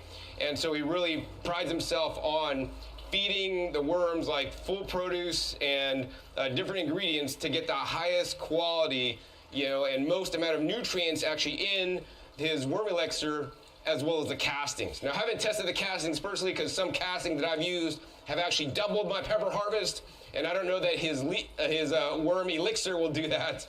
I solidly believe in good quality worm castings. Check the link down below to a farm I visited that makes the best quality worm castings that I personally found. But what I'm going to do next is actually try to share with you guys as many of the 18 ingredients that I am aware of with you guys, and how he processes those ingredients before he gives them to the worms, because he just doesn't take these ingredients and put them into the bin. No, that might cause excess bugs and problems. If the food is fresh, he actually dries them and processes them in several ways. So the bins behind me have all different kinds of food stuff materials. Let's see if we can open a couple up and show you guys what's inside. So this one basically has a shredded like newspaper. Wow, this stuff's like really light and it's blown away in the wind. So yeah, shredded newspaper is actually just a really good thing to feed worms in any case, because it is a cellulose source. When you feed worms a cellulose source, they make these things called cellulase degraders in their guts, which then in turn will be in the worm castings, or I would also suspect the worm elixir that they make. What are the cellulase degraders? Well, the cellulase degraders basically they degrade cellulose. So when you add the compost, the worm castings or the elixir to soil, there's microbes in there that start breaking down the organic matter to turn that into nutrients available for the plants. Let's go through a few more of these bins and see what other items in the recipe we could find. Let's see. So the next ingredient in the recipe are in these 2 bins here. I don't know if I could lift them up. They're like super heavy, but I could show you guys. Basically, they're banana peels and bananas from what I'm told. And instead of putting the raw bananas in, which, could cause a lot of fruit flies and all this stuff, they basically dry them out first to the perfect dryness level and then feed them to the worms, and then actually then rehydrate these with water so that you don't get all the smells, and they actually add some paper on top of this because they literally live upstairs and it could start to smell. In addition, basically, they get like, they use eggshells. You guys can see basically these are just put it back in the little holder here. Just the eggshells for the nutrients in there to feed the worms as well. Let's see if I could spy any more ingredients in this local area. So the next ingredient that are being fed to the worms is actually bunny poo. Now, I'll come right out and I'll say that I don't agree with how these bunnies are being kept, but basically what they're doing is they're feeding them pellets and actually leaves. And basically this is an ingenious way to keep the bunnies, and then the poop goes into this little tray here, all the rabbit pellets, and they collect the pellets and then, you know, dry them out and then actually feed them to the worms. Now, you know, the owner of the company also had researched like different kind of manures and what's the most nutritious manure for, in terms of nutrition for your plants. And he came up with elephant manure was like at the top. So, hey, try to source some clean elephant manure from a local zoo. I think he said sheep was also high up there. And then after that, he found that bunnies had some of the most nutritious poo in the world. So the next ingredient that he uses to feed the worms are actually star fruits. So he has a star fruit tree here. These fruits are amazing. They taste amazing. Personally, if I had a tree, I would be eating as many of these, but especially starter fruit, they're productive throughout the year for the most part, more times than just once a year like many tree crops. And sometimes you just can't pick them all, right? So if you guys look at the ground, they're just littered with right star fruits. And the problem with star fruits is that once they hit the ground, right, bugs get them and then they get soft and they get mushy and you can't use them, right? But there's still good nutrition in here that can feed his worms. So he picks up all the star fruit on the ground and then actually takes them to feed his worms. So I don't know too many other places that would feed pretty much, look, whole star fruits to worms. All right, so another fruit that he feeds the worms are these guys, papayas, right? This papaya, while it looks super ripe, super good, right? We'll go ahead and pick it down for you guys and show you guys the problem with this one. You know, the problem is it's got 2 holes in the back. Because I don't know if a fruit bat got in there or something got in there, but now there's fruit flies in there. This can't be eaten by a human at this point, but guess what? The worms will love it. All right, so another fruit that he actually feeds his worms is right above me. It's bread. He has a tree here, and some of the trees I've showed you guys here, he doesn't necessarily harvest and feed all the fruits here, like he doesn't grow all the fruits he feeds his worms here. You know, some he goes to outside farms, but these are some of the ingredients they actually uses. You know, breadfruit is one of the fruits that I think can save the world. If you live in the tropics, breadfruit is the #1 fruit you guys should grow because it's a perennial crop. It produces lots of calories, and it basically grows year-round. Check the link down below in the description for an excellent video I did about how breadfruit can save the world. So another ingredient that I was told he uses is the avocado, and this is an avocado tree. And this tree, unfortunately, was affected by the hurricane. You know, I mean, I'm here in Puerto Rico. Everybody sees the news, and in my opinion, the news shows the worst things. And I mean, if I look out into the city, I don't see like destroyed houses. I mean, I see a vibrant city that's looking amazing. And yes, I will not doubt that they had some issues during the hurricane and directly after.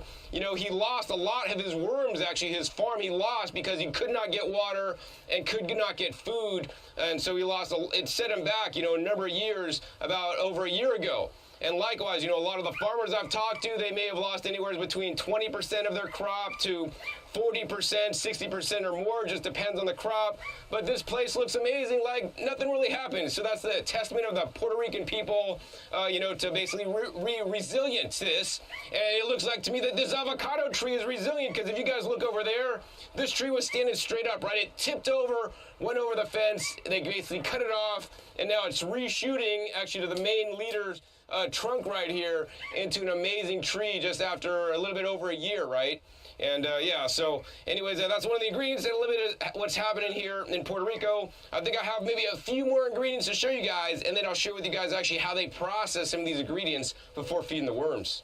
All right, so the next ingredient that he feeds his worms is something that he grows himself, and it's right here in these basically, I don't know, whatever, IBC totes. They're full of water.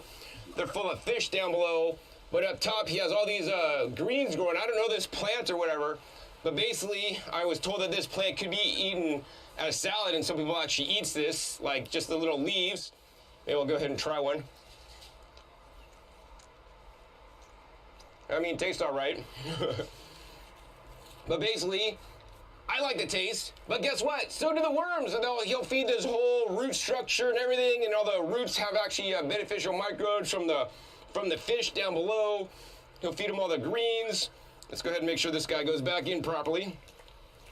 As well as, he's got fish in these totes. So what happens is, you guys see this big one behind me, basically, off the roof, and there's no gutter. There's just a little hole in the roof where it all drains down into, and the water comes off the roof and basically goes into this one main tote.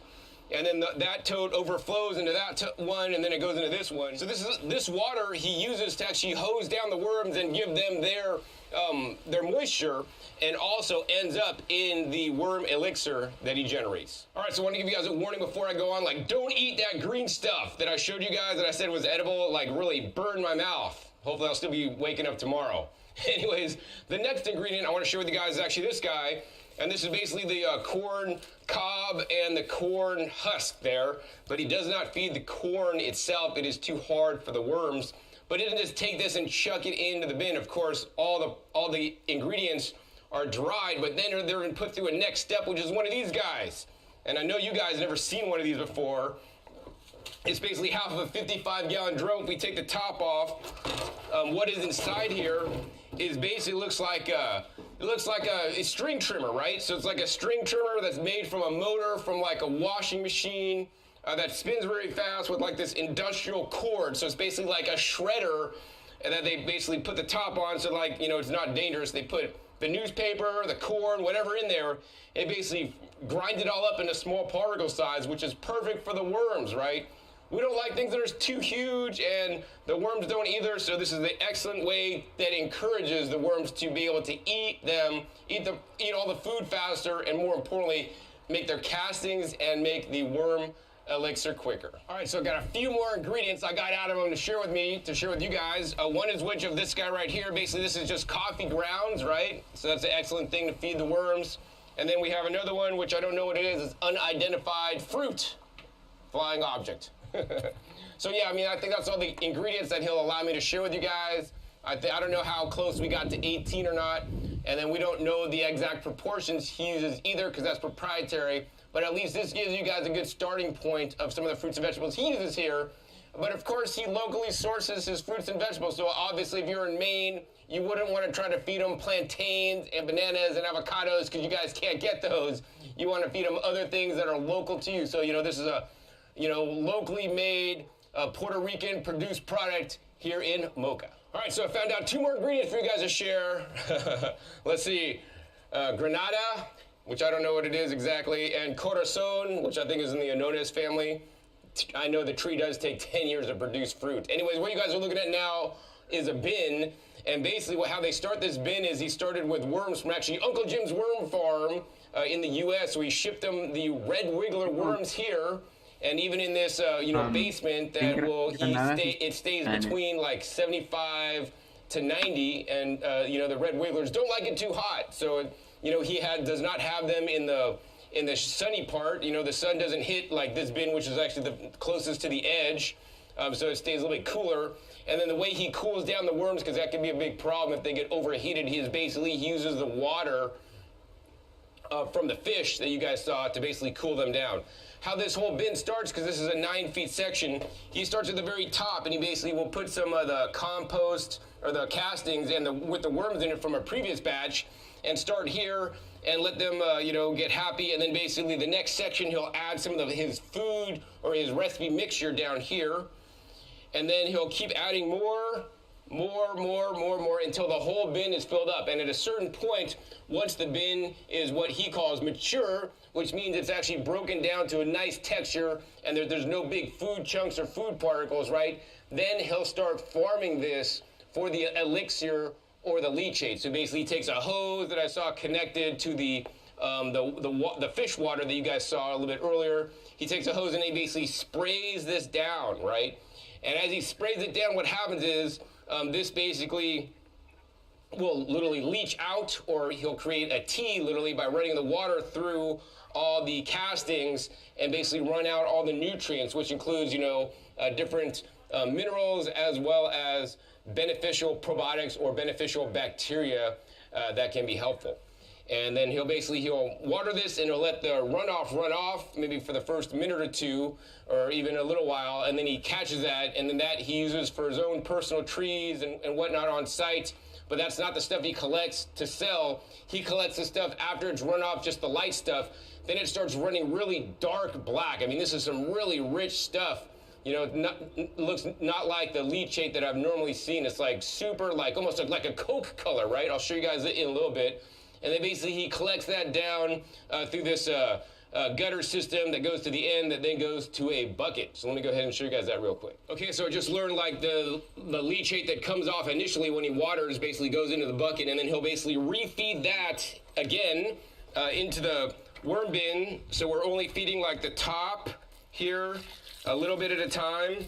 And he's only going to the middle because the last part is actually the fresh compost that he put in that's not yet finished. So then once he puts this in, then it actually starts leaking down and running down this into the bucket that we'll show you guys next. All right, so here is the worm elixir that he's harvesting. Basically comes down, runs down a little, like, I don't know, the corrugated roofing material into this pipe, and then basically the pipe drips it ever so slowly down into a bucket. Now, basically, one of these full bins that's in full production can produce like 1 gallon a week. He has 20 of these, and if they were in full production, that means he can produce 20 gallons of this worm elixir or worm leachate a week. And he sells each gallon for between $60 to like $100 or $1 an ounce, actually, if it's a small size, or $60 a gallon, right? So that's $128. So between $60 to $128, he'll sell this liquid for. Anyways, after it comes into here, it's even further processed. So let me go ahead and show you guys the steps. All right, so this is some of the worm elixir or worm leachate that was collected. But if I look in here, there's like all kinds of particulate. Now, he does not want to sell that to people, right? So what he does is he has his main harvesting tank where it all gets combined, and he has basically a sieve here on the top, and then he basically pours this carefully through the sieve, if I could do that. And you can hear it's going into this big, huge tank, right?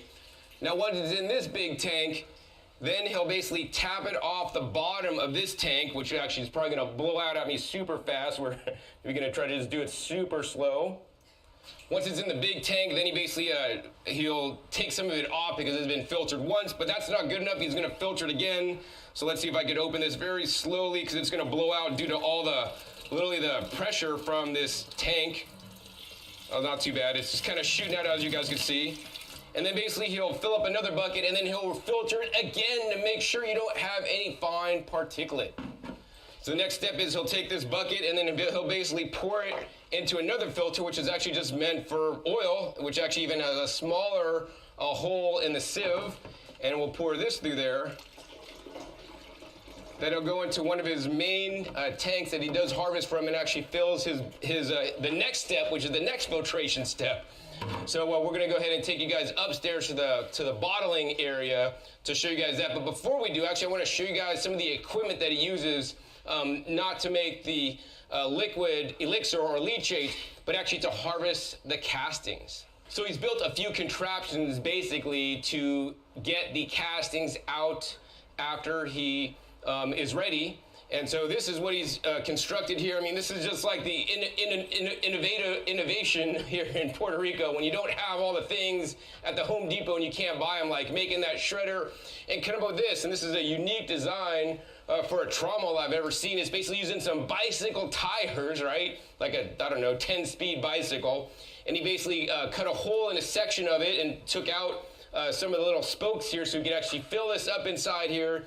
He basically took just some thin rolled like wire, fencing material, and just lined it, and he just uses tie wraps to hold it, and literally you can just put it in there and spin. So all the good castings, will come out here, and then the reject stuff will come out the other side that then he'll catch and then reuse in his system. This way he's saving all the worms from actually getting expelled with the castings. Now, actually, he hasn't even used this trommel since the hurricane hit because he's still working on getting back to production because his farm was was hurt by the hurricane and the food and water shortages that occurred.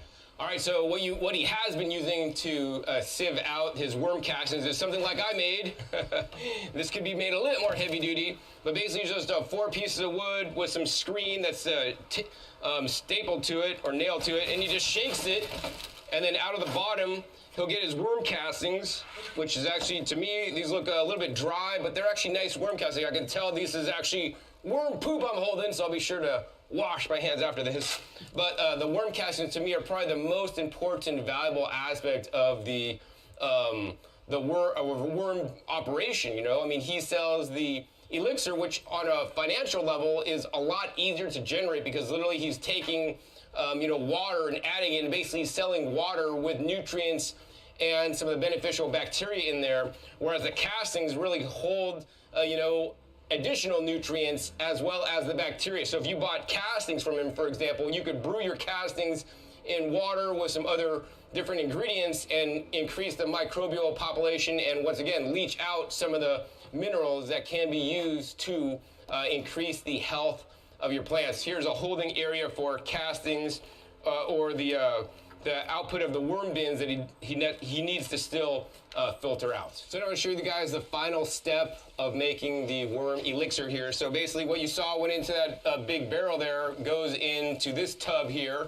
And if you guys could see, we'll pick some of this up for you guys and show you guys the color on that. Look at the color on that, man. That's like really Coca-Cola color, I mean, a lot of leachate or worm elixir that I see is like almost like kind of yellowish, looks like pee, but this is like really rich and deep color. And I want to go ahead and actually smell it for you guys. And actually, if you smell it, really, there's like, it actually almost smells, I don't want to say it smells like a Coke, because it's not like that sweet, but it like has no off-putting odor, right? It doesn't smell nasty. It smells like, really, really good stuff. It smells like, just like, water doesn't really smell, but it smells like a tad sweet maybe, but like no off-putting odor. So if you guys are making some kind of leachate that you get out of your worm bins that smell nasty, right, you guys got some issues. What happens, in my opinion, is that you're getting basically rotted fruit material or rotted vegetable material in your leachate, in which case you probably really want to dilute that stuff before you feed it to anything because it's not fully decomposed. Like to me, this is actually a nice fully decomposed product. So what he does is then he takes this next filter here, which filters under like I think 2,000 microns, and he'll take and then run this mixture through this sieve here, and then he'll get the really nice fine product. Now he even has a farmer that will inject this into the irrigation system and other computer controlled methods. So for that farmer, he actually even has to strain it even further. And once it's strained to this consistency, then basically it gets bottled up, sold here in the local area, or even shipped to the United States. Now, unfortunately, his label is entirely in Spanish because he has focused on selling here in the local area. But hopefully his website is both in English and Spanish with all this same information. So what I want to do next for you guys is actually the owner, the worm farmer, actually we have to make a delivery of his product to one of the local farms. So I hope that I'll be able to interview the actual farmer that's been using this product for maybe a few years now and get a testimonial for you guys. And then we're going to come back and we're going to go ahead and interview the owner of this worm farm. All right, so I'm here actually at a farm here in Puerto Rico at Hacienda Gosin, and we have Jose Garcia with us, and they just did a delivery here of the West Night Worms elixir here, and I wanted to get actually Jose on the camera here for you guys so you guys know how this product works for him, because he is a repeat customer. He's not just buying this for the first time. He has seen some significant improvements here on his farm by using the West Night Worms worm elixir. So, Jose, what have you seen when you use and spray this product on your crops? Well, I have used it for several things. First, when we are developing baby trees, we use it for the stage of development to develop heavier roots or healthy roots and a well stem development of the tree. Also, we use it in this type of crops, this is pumpkin. To get more a better soil enhancement. This type of farm we require to do a lot of soil's improvement. So this type of product helps the soil to enter into a natural biological effect that will cause the soil to have nutrients available for the plants. Cool. So what benefits have you seen by using this product? For instance, when we have eggplants, we have used it in eggplants crops, and it has helped us to expand. To grow bigger? No, well, the stem to get bigger? No, to expand the cycle of. Lengthen the cycle of the growth. That's right.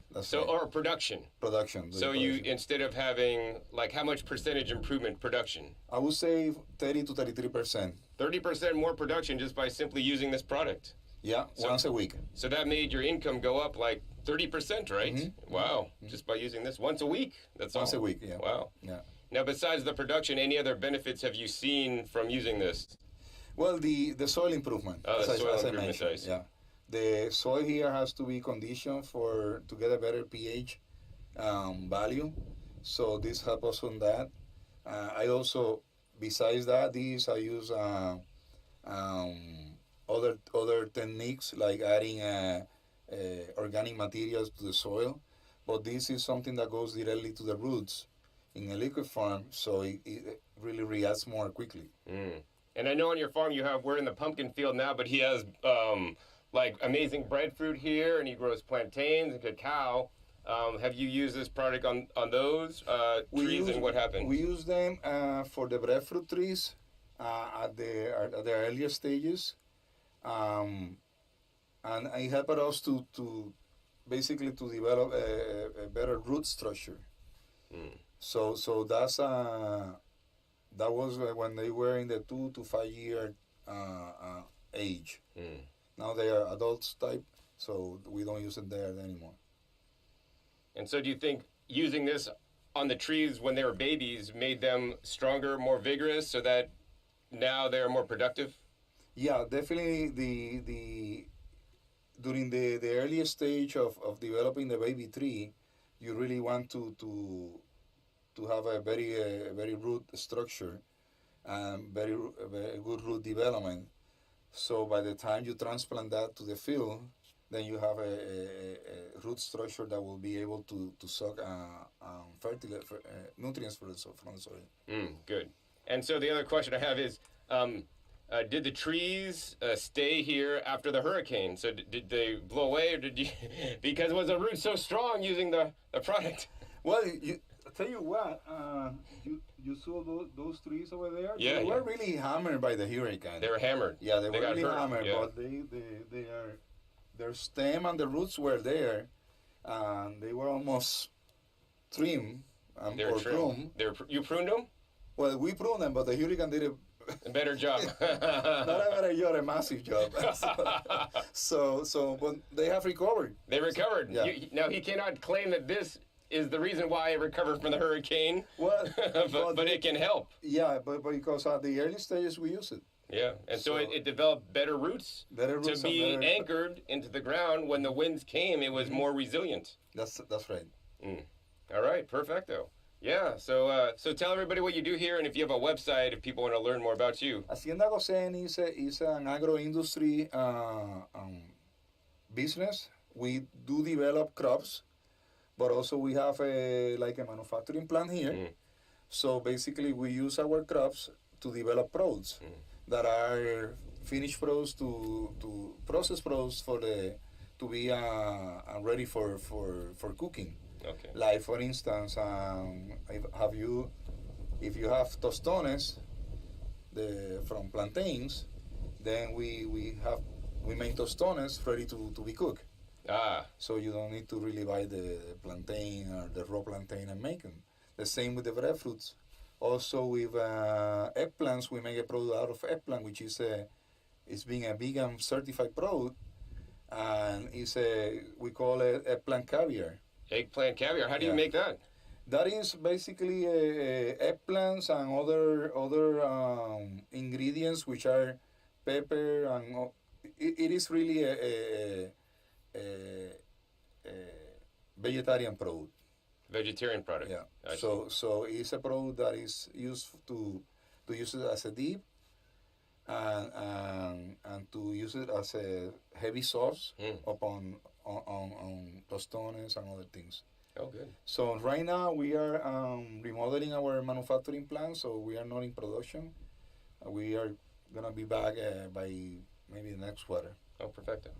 Yeah, so I mean, you know, I think that's a really good thing for farmers to do, is not only grow the crops, because if you grow the crops and then you sell the crops, you cannot get so much money. But if you take the crops and then you value add and make them even more valuable, then you can charge more money and you can be more profitable and sustainable as a farmer. That's our purpose. Our purpose is to have value-added products out of our crops. Perfect. Yeah, and I would encourage more farmers out there, especially that are watching this, you know, to do the same. If you're not going to do it entirely 100%, you know, do a good percentage and start expanding into this so that you can be more financially sound. All right, so now I'm here with Giovanni, the owner and farmer here at West Night Worms, and we're going to ask him some questions about his worm farm that you guys just got to saw and heard even a testimonial from a local farmer here when we went out to his farm. So, Giovanni, why did you even start this worm farm literally in your mom's basement? Well, at first it was just a hobby. I just wanted to school project. I did it. I liked it, and then it became a hobby for my own self. I started producing the worm casting and the worm leachate. And when I started to find out the benefits and see the demand for it, nobody was producing worm leachate here in the island. They were producing worm casting, but not worm leachate. So I decided to focus and giving some to the farmers to see if the same results that I was seeing in my home, they were seeing them themselves. Cool. So then you just heard the farmer before, but so what has farmers experienced from using your worm elixir? Well, one of the biggest things that I've heard are they get more products from the crops. More production. More production. They see more growth on the plant. The plants last longer. The life expectancy almost comes a half more time. A plant that usually lasts 2 weeks will double 3 or 4 weeks, almost double. And the the fruits are completely natural bred. There's no chemicals and nothing. So deeper color on the fruits. And deeper color on the fruits and the leaves. And do the fruits taste better from using your products, or you don't know? Well, in my opinion, they taste better. I've seen people that said they taste better. So I've been hearing a lot of testimony that the taste is more sweeter or more refined, less sour in some fruits. Cool. Well, I'm glad you're doing this here in Puerto Rico, and even, you know, many states and many cities around the country, like, they don't have worm farms. And I mean, the worms are one of the best ways to eat garbage. So if you're having like a lot of food scraps, or collect food scraps from like juice bars or coffee places, I mean, you could get free resources basically to feed your worms. You know, shred up newspaper to basically divert things going from landfill and actually creating a good product that could help, you know, your local city or state. I mean, Giovanni's doing here in Puerto Rico. So another question I have for you is, you know, how do you come up with the process and the recipe that you're actually feeding your worms? Well, the recipe, at first, I just decided to maximize the efficiency of the products. I know that people try to make simple worm casting to make it as fast as possible, but I was not looking for speed. I was looking more for the quality of nutrients and beneficial bacteria. So I decided to focus more on that than the speed of process of getting the product made. So that's why I started to look at the recipes, looking online, looking different universities all over the America. I started looking at universities from the United States, from Europe, from Latin America, Mexico, different universities. They have all the research online and starting to research which fruit gives me this nutrient, this bacteria, and that's where I decided to make my recipe. Wow. So, I mean, literally this is born from the ground up to focus on the highest quality worm elixir or worm leachate possible. So is it true that you actually use only whole fruits and vegetables, and you don't use like just scraps that people are throwing away? We started using scrap, but we found out with using whole fruits, the quality of the product improved. So we just decided, well, we want to get the whole fruit if it's possible. So we decided to, for the recipe, like most than half the recipes, all whole fruits. Wow. So yeah, I mean, why do we eat fruits and leave the peel, right? Well, sometimes the peel has more nutrients than the fruit. but the fruits are really rich in nutrients as well. So I'm glad he really is using the full fruits, and I would hope that he's not necessarily diverting real food that could be eaten by humans or other creatures on the planet to feed his worms, which I guess are other creatures. So hey, I discriminate against worms because I want the good food to go to the humans first or to other animals. So anyways, but yeah, so I think even like bad fruit, like you guys saw, like the star fruits, right? If it has a bad area out of it, it's still mostly good. But that's perfect for the worms, in my view. I don't know that I'd go so far to feed real whole good fruits that we should be eating to the worms. But to each their own. And once again, this is his product, and this is just my comments on what I think. So just to add, we don't use fruits that are in good condition. We use the fruit, by example, a supermarket will buy a whole banana basket. But if the banana has some imperfections, all that, they usually throw it away. That's the bananas that we use, for example. So you use the whole fruits, but they're damaged, or overripe or something. Okay, good. That makes me feel much, much better.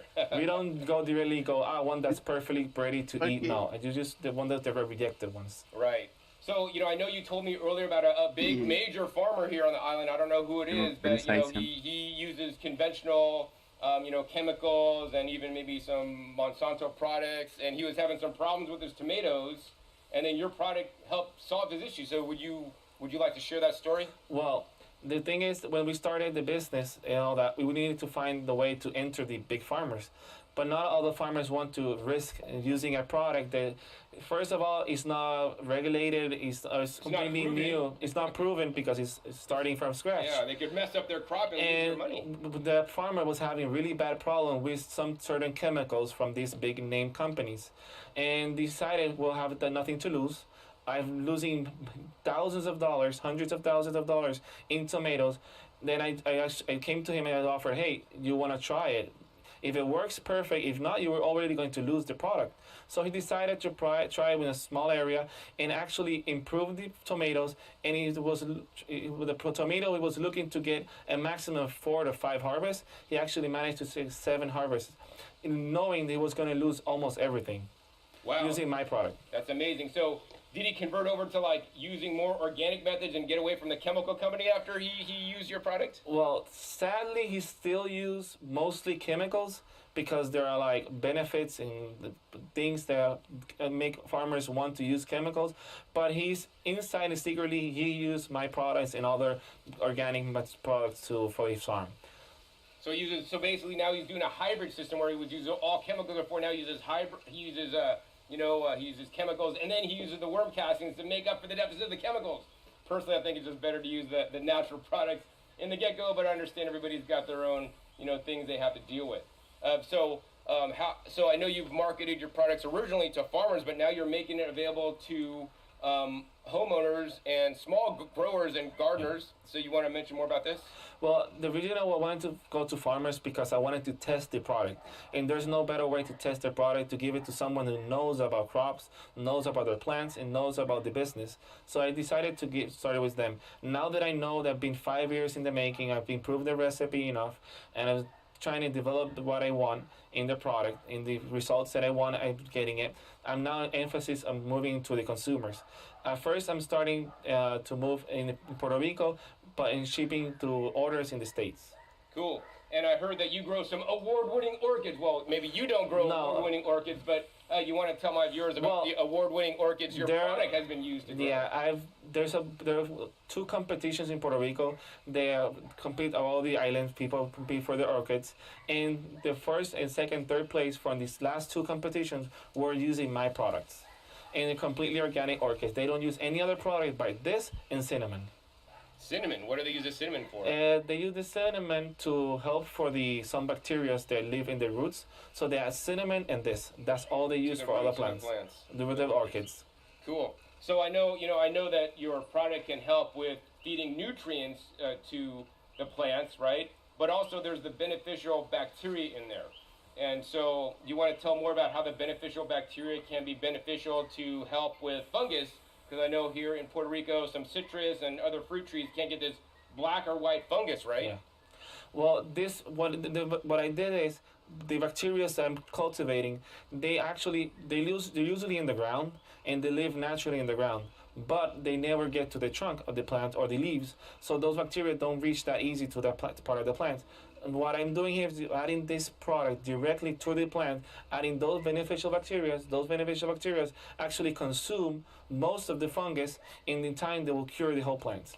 Wow, wow. So that's cool. Yeah, I mean, I've seen myself, there's certain bacteria that have been isolated that will eat basically funguses, and so evidently in this product there is also. All right, so the next question I have for you is you have these little bottles, and these look like, medicine man, bottles, like snake oil salesman. Hey, you want to buy some elixir? But how is this product used actually on a farm for, say, vegetables or fruits? Well, it depends on the plant. For example, when we're going to orchids, we use 2 ounces of the liquid per gallon. You can use more, like 4 or 8, but I recommend 2 ounces to get the maximum for the liquid, the amount. And for example, if you want to use like a lemon tree, a tree, or a fruit tree or something like that, I recommend 4 to 6 ounces per gallon. And if you like small gardens in your house and stuff like that, or cactus or succulents, it's 2 ounces per gallon. So 2 ounces per gallon just mixed in, so you basically have a nice, really diluted down. So I mean, this one little small bottle will go a long way, right? That will do 3 gallons. 3 gallons right here. Awesome.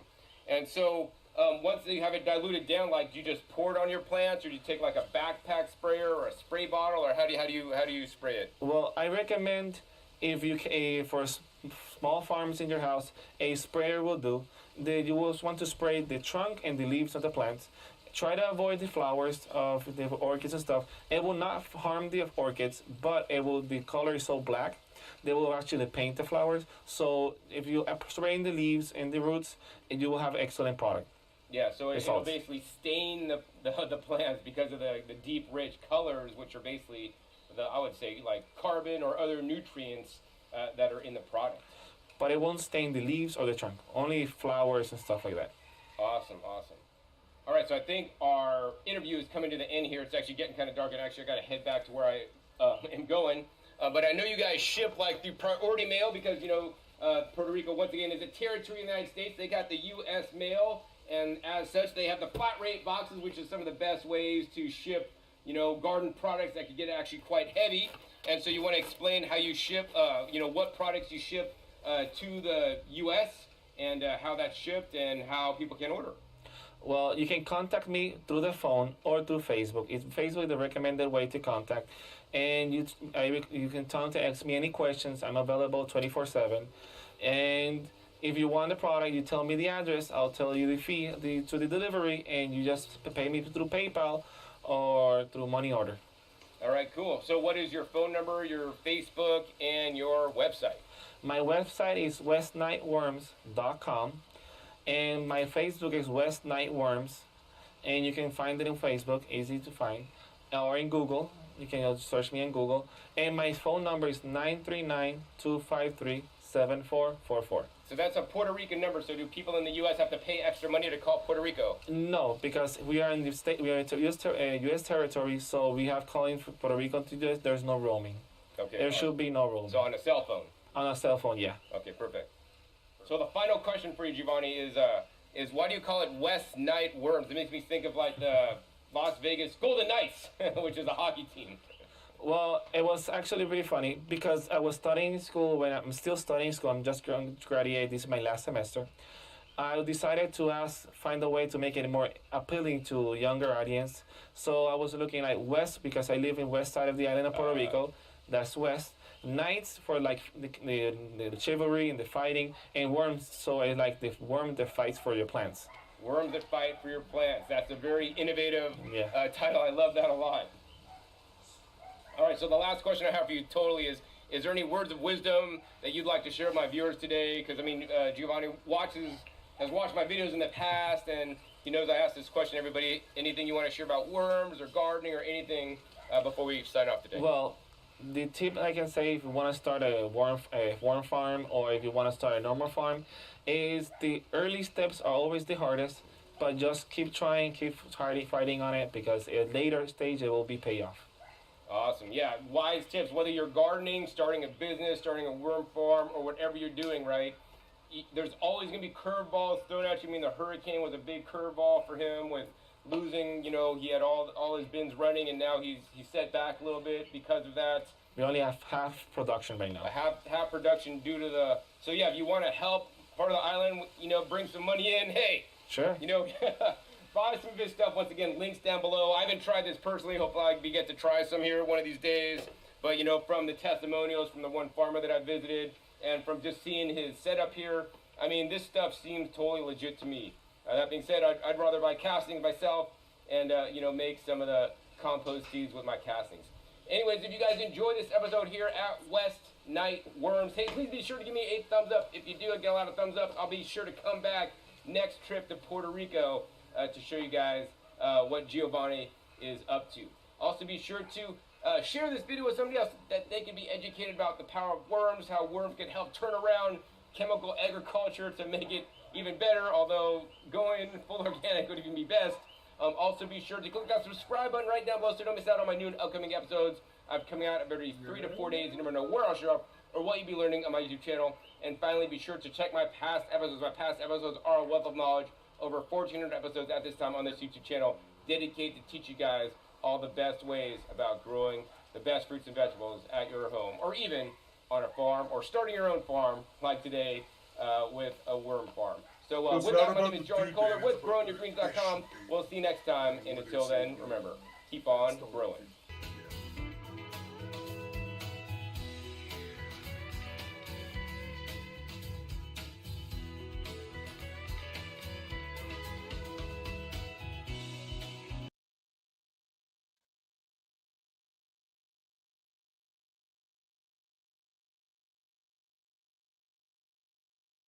بسم بعد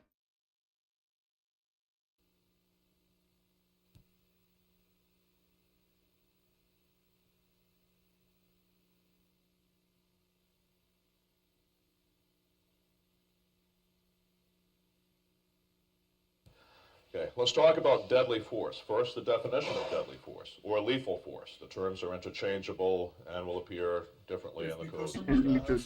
How to say Deadly force or lethal force Can you explain this to them? Okay. is that degree of force that a reasonable person would consider capable of causing death or grave bodily harm. It is that degree of force which a reasonable and prudent person would consider capable of causing death or grave bodily harm. Why do we not fire warning shots? Well, we can give you a list of reasons an arm long, but one of them that no one seems to mention is it's an act of deadly force. If you fire a gun somewhere in the direction of another human being, is that not the degree of force a reasonable person would consider capable of causing death or grave bodily harm? Within the last year in Manchester, New Hampshire, we had a man who fired a warning shot, fired it just like on TV, elevate the gun slightly, put it into the air. It strikes a woman on the porch of an apartment building in Manchester. The bullet enters her heart, and she dies from that warning shot. Anybody want to speculate on what that old boy's chances were in court? Okay. It was a case of a person possessing a power they did not know how to command, and tragedy resulted from it.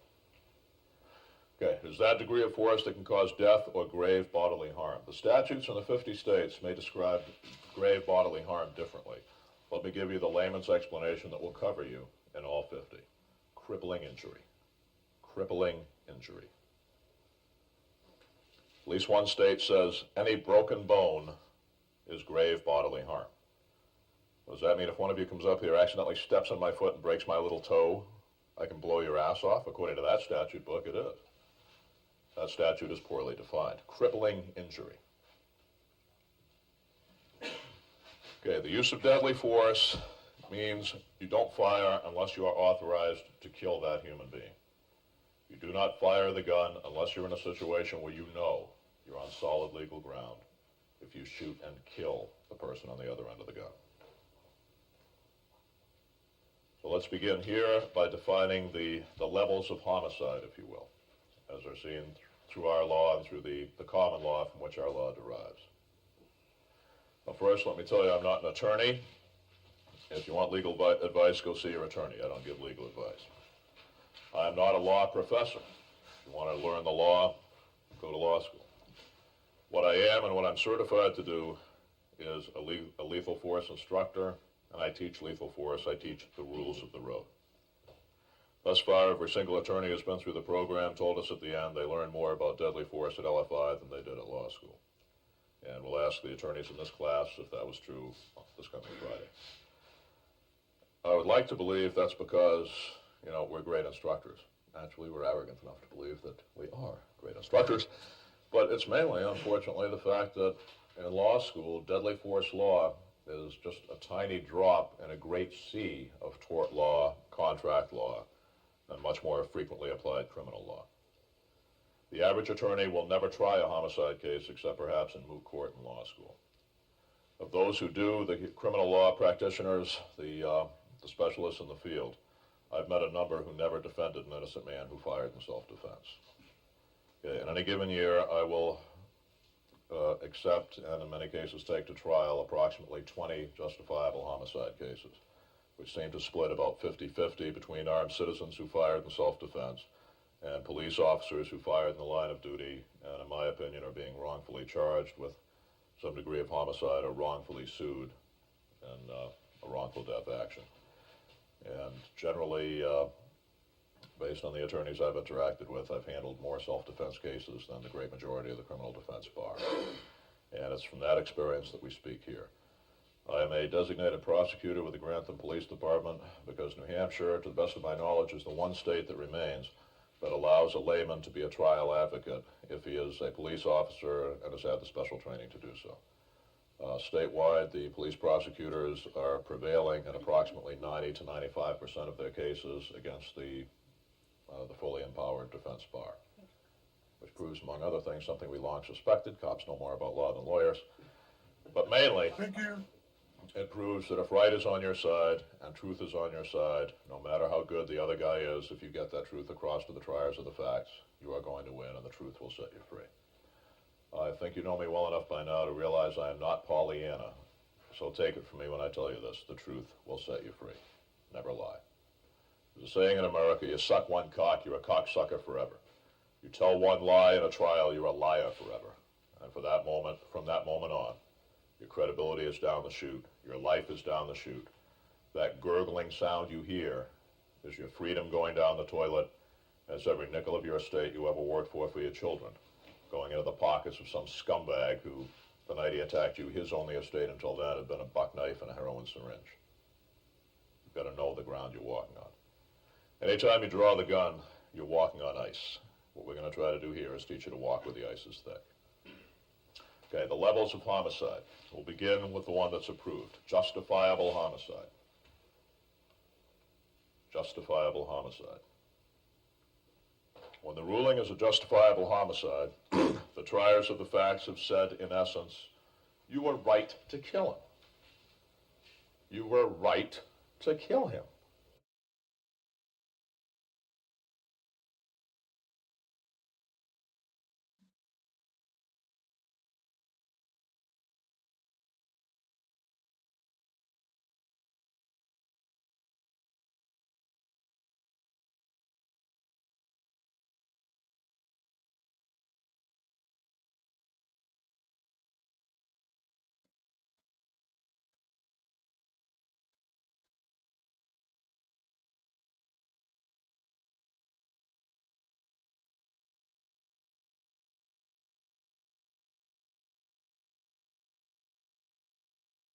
Hello, everyone.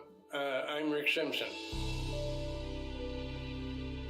It's been a while since I've had the time to put another video clip out, so I wanted to do this one today to express my gratitude to those of you who have contributed to my GoFundMe campaign, and also to the people that have bought my book to help me support myself. I just heard recently about another report out there, I think it's coming from Ireland, something again about me dying, you know, and the report said something about me dying from cancer, which is ridiculous. As you can see, my reports of my death are greatly exaggerated. Reports like that and rumors have been around the internet for years. Back in 2014, I was in Chile and people thought that I had died. But as you can see, that's not the case. Now it's 2022 and I'm still around. For the last few years I've been living here in Europe, in Croatia. But we had an email recently from a lady in the States who said that she had met me in Florida many years ago while I was doing a lecture there. And that's not the case. I haven't done any lectures in the U.S. Last time I was in the U.S. was about 1970, 70 or 71.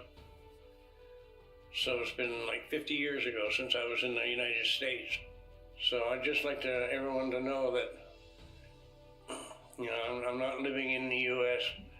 And at the present time, there's many, many people out there selling oil, and they're using my name, and they're putting out oil. They're calling it RSO, but it's not RSO. The real Rick Simpson oil is produced from the bud from strong indica strains of cannabis. That's what the real oil is made from. It has nothing to do, or very little to do, with CBD or any of the rest of that. But people still use my name, you know, to sell their products. So I just wanted to warn the public that, you know, this is going on, so be very careful. Don't waste your money by buying other people's oil, because you don't know what you're going to get. You know, all I ever did was give people the information they needed to produce their own oil. And I'm not connected with anyone out there that's producing oil and making it available to the public. And I'm not in the position to supply oil myself, because as here in Croatia, you're still not allowed to grow the plants. But that's all going to change in the near future, I hope. You know, many countries now are legalizing, you know, for medicinal use, and this is badly needed. So all we can do is just wait until these governments change change their views on this subject. We need this plant, and we need it desperately. So many people are suffering for no reason. You know, and this plant, the medicinal values of this plant can do so much for these people. I'm still recovering from the stroke I suffered back in 2018, but it's been a long, slow process. And it's very expensive, you know, like the physiotherapists and all that. It all costs money. But I am slowly improving. I hope in the near future to be back to normal again. I was lucky in many ways because, I mean, many people who suffer strokes, they can't even talk right anymore. They have to learn to talk again. So in some ways I was lucky, although I still suffered some of the paralysis. But as I said, that is getting better slowly. You know, most people know that my name has become very well known worldwide. And there are people out there that think I'm a rich man, but that, as you can see, that's not the case. I just live here in an apartment in Zagreb. But there's been other rumors going around that I lived on an island here in Croatia. And that's not the case at all. I live in an apartment here in Zagreb, in the capital. I am not connected with any NGOs or companies that are producing the extracts. I hope that one day soon I'll be able to start producing them myself and make them widely available. Again, at a reasonable cost. Right now, the cost of what people are charging for these, you know, cannabis oils is outrageous.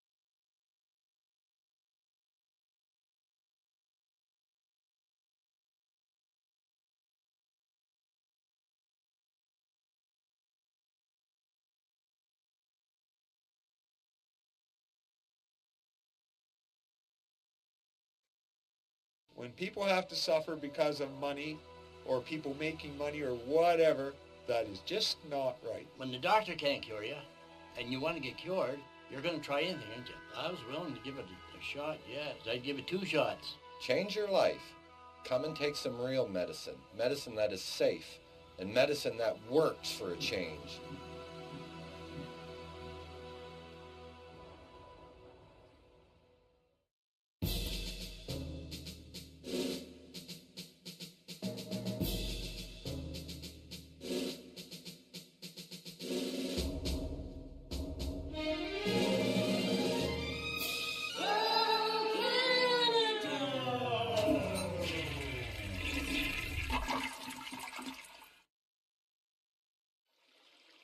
My name is Rick Simpson. I live at 344 Little Forks Road, just outside of Macan, Nova Scotia. I'm here to tell you about the most medicinal plant known to man, hemp.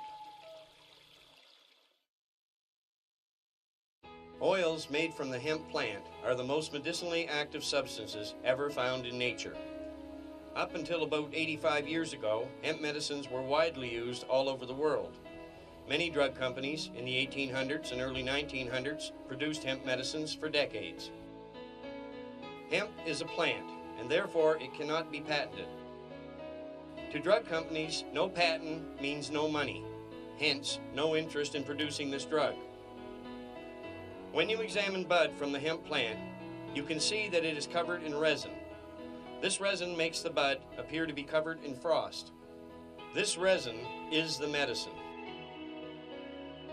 When collected and processed properly, the resulting oil is an effective cure or control for practically any disease known to man, even cancer.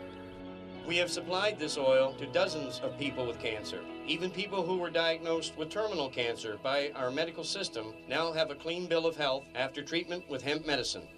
When working with this medicine, medical miracles are a common occurrence.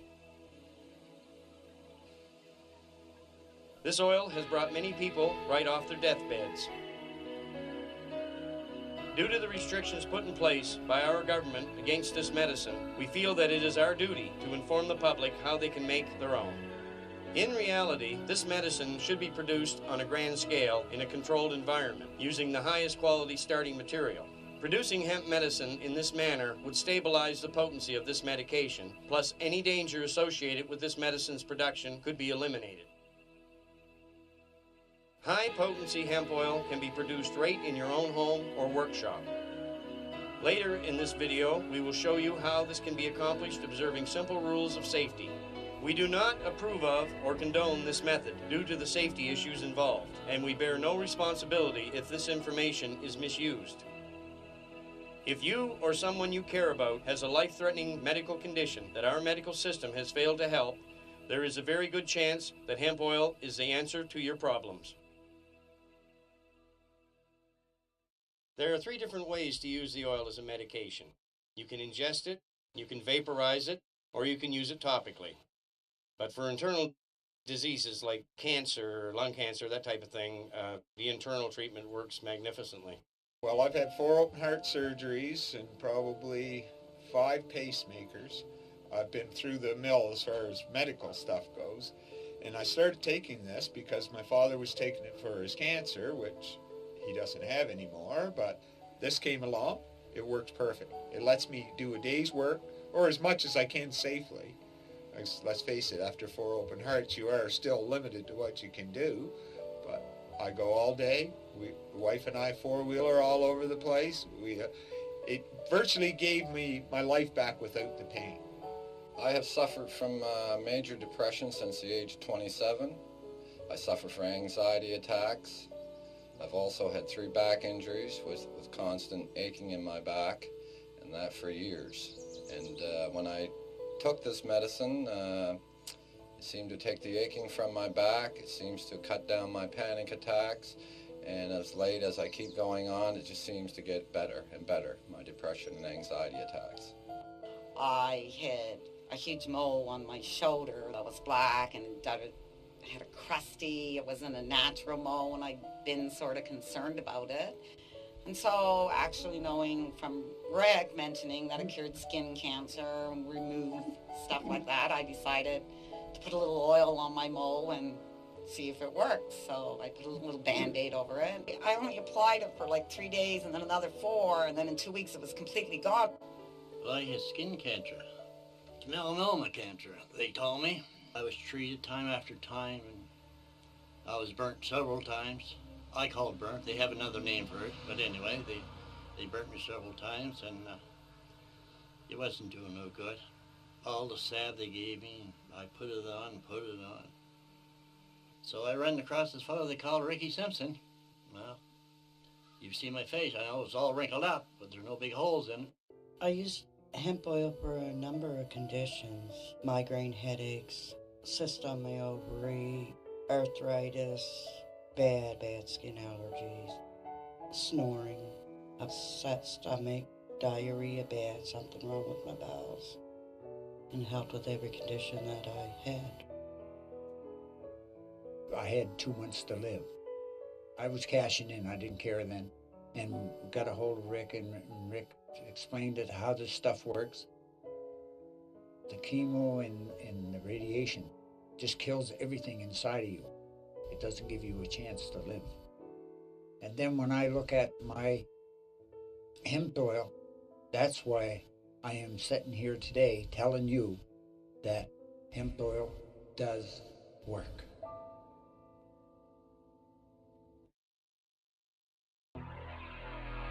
Skin conditions, cancer, diabetes, infections, glaucoma, arthritis, chronic pain, burns, ulcers, warts and moles, any condition involving mutating cells, migraine headaches, asthma, insomnia, anxiety and depression. It works to regulate your weight. It heals scar tissue. It rejuvenates vital organs. In fact, I would like someone to show me what it can't heal. When we began, Rick asked me to find out if there was any detrimental effects to hemp oil. As we searched, we couldn't find any, and the research kept coming back with all the good aspects of the medicine. And as we kept looking, then we ran into Dr. Guzman in Spain, who's done research since 1999 into the hemp oil. The International Cannabinoid Research Society has been researching it for 17 years. They have research papers from various researchers and research organizations, including Health Canada. Well, in our research, we haven't been able to find anything that appears detrimental. Everything is beneficial from the oil. Cannabis and hemp traditionally have been used to treat alcoholics and recovering drug addicts, and it hasn't changed over the years. They're still using it today in some cases, but most medical facilities don't recognize it.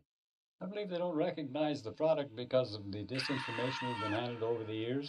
It's touted as an illicit drug rather than a medicine. In the research that we have, the most amazing part of the product is the medicinal value to it. Especially in the Eastern countries, yet mainstream medicine refuses to recognize the validity of it. To anyone that would say that I am nothing but a high-class drug dealer, to that I would just have to laugh. I mean, drug dealers, they sell it for a big price and they make the money. I've been giving it away since 2003. Well, I'd have to be the stupidest drug dealer in history to give it away, no, wouldn't I? How you make any money if you're giving the stuff away? Well, that's exactly right. I'm just trying to help people, Christian. I mean, that's all this is about. And I want people to know how to heal themselves.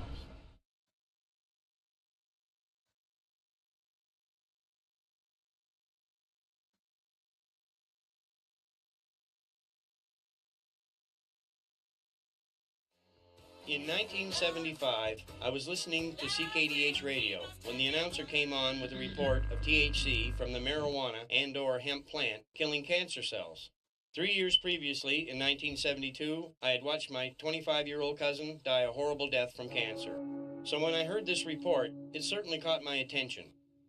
But time goes by, and I never heard any more reports, so I assumed that the report I had heard could not be true, or the system would be using THC to cure cancer. In 1997, I received a serious head injury at work. The doctors put me on prescription drugs, but these drugs did nothing to alleviate my condition.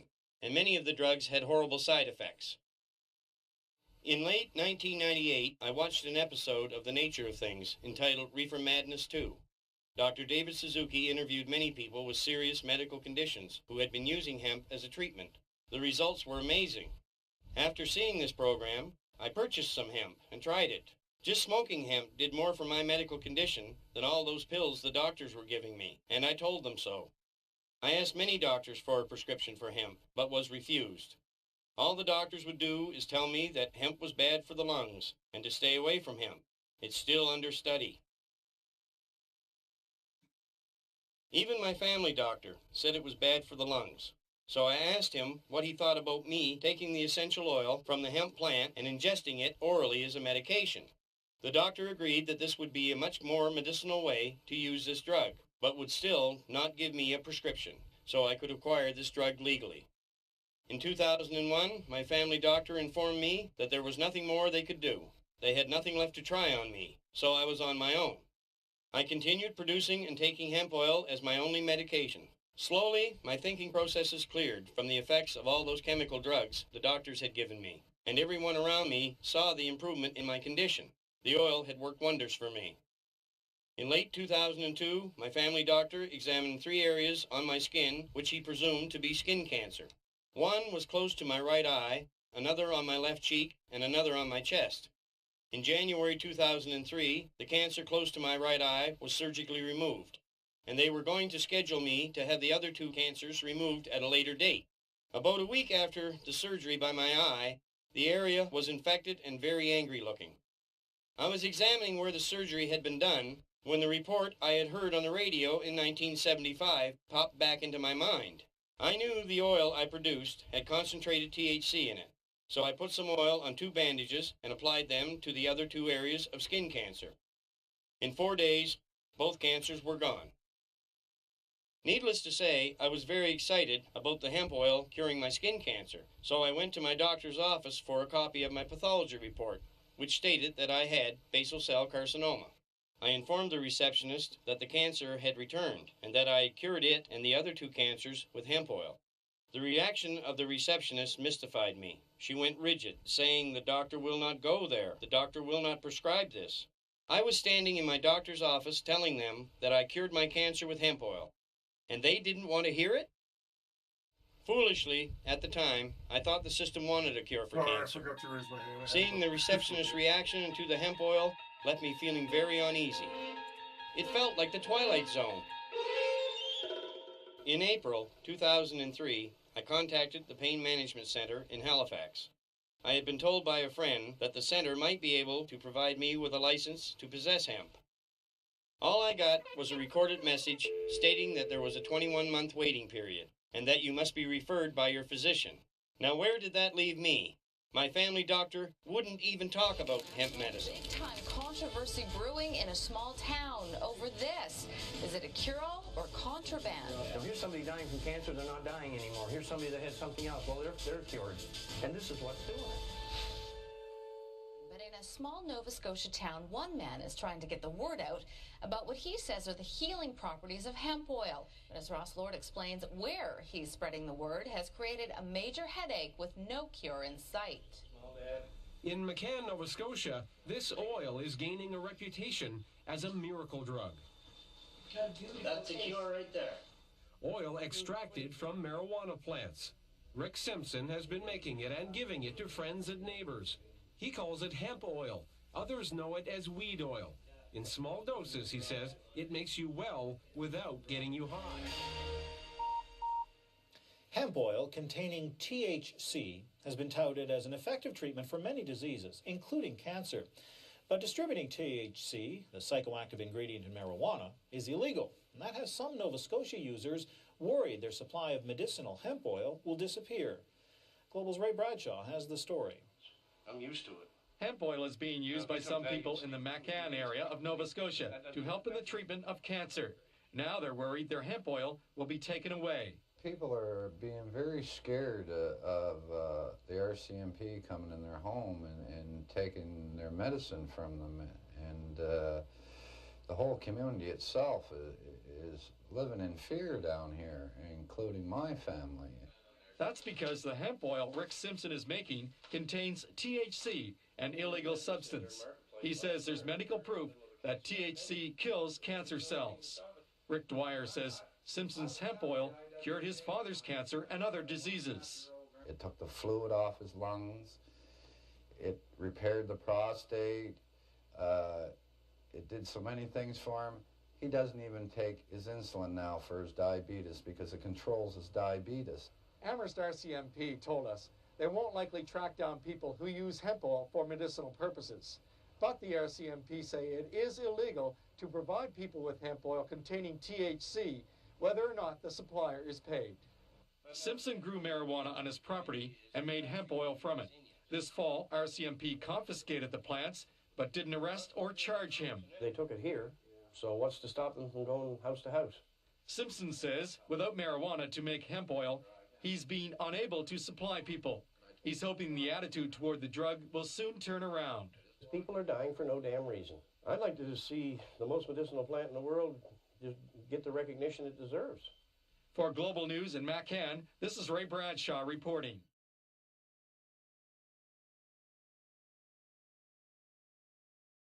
I met a girl at the Macan Legion who said this guy, Rick Simpson, had cured her of cancer. So I asked the girl if I could meet him.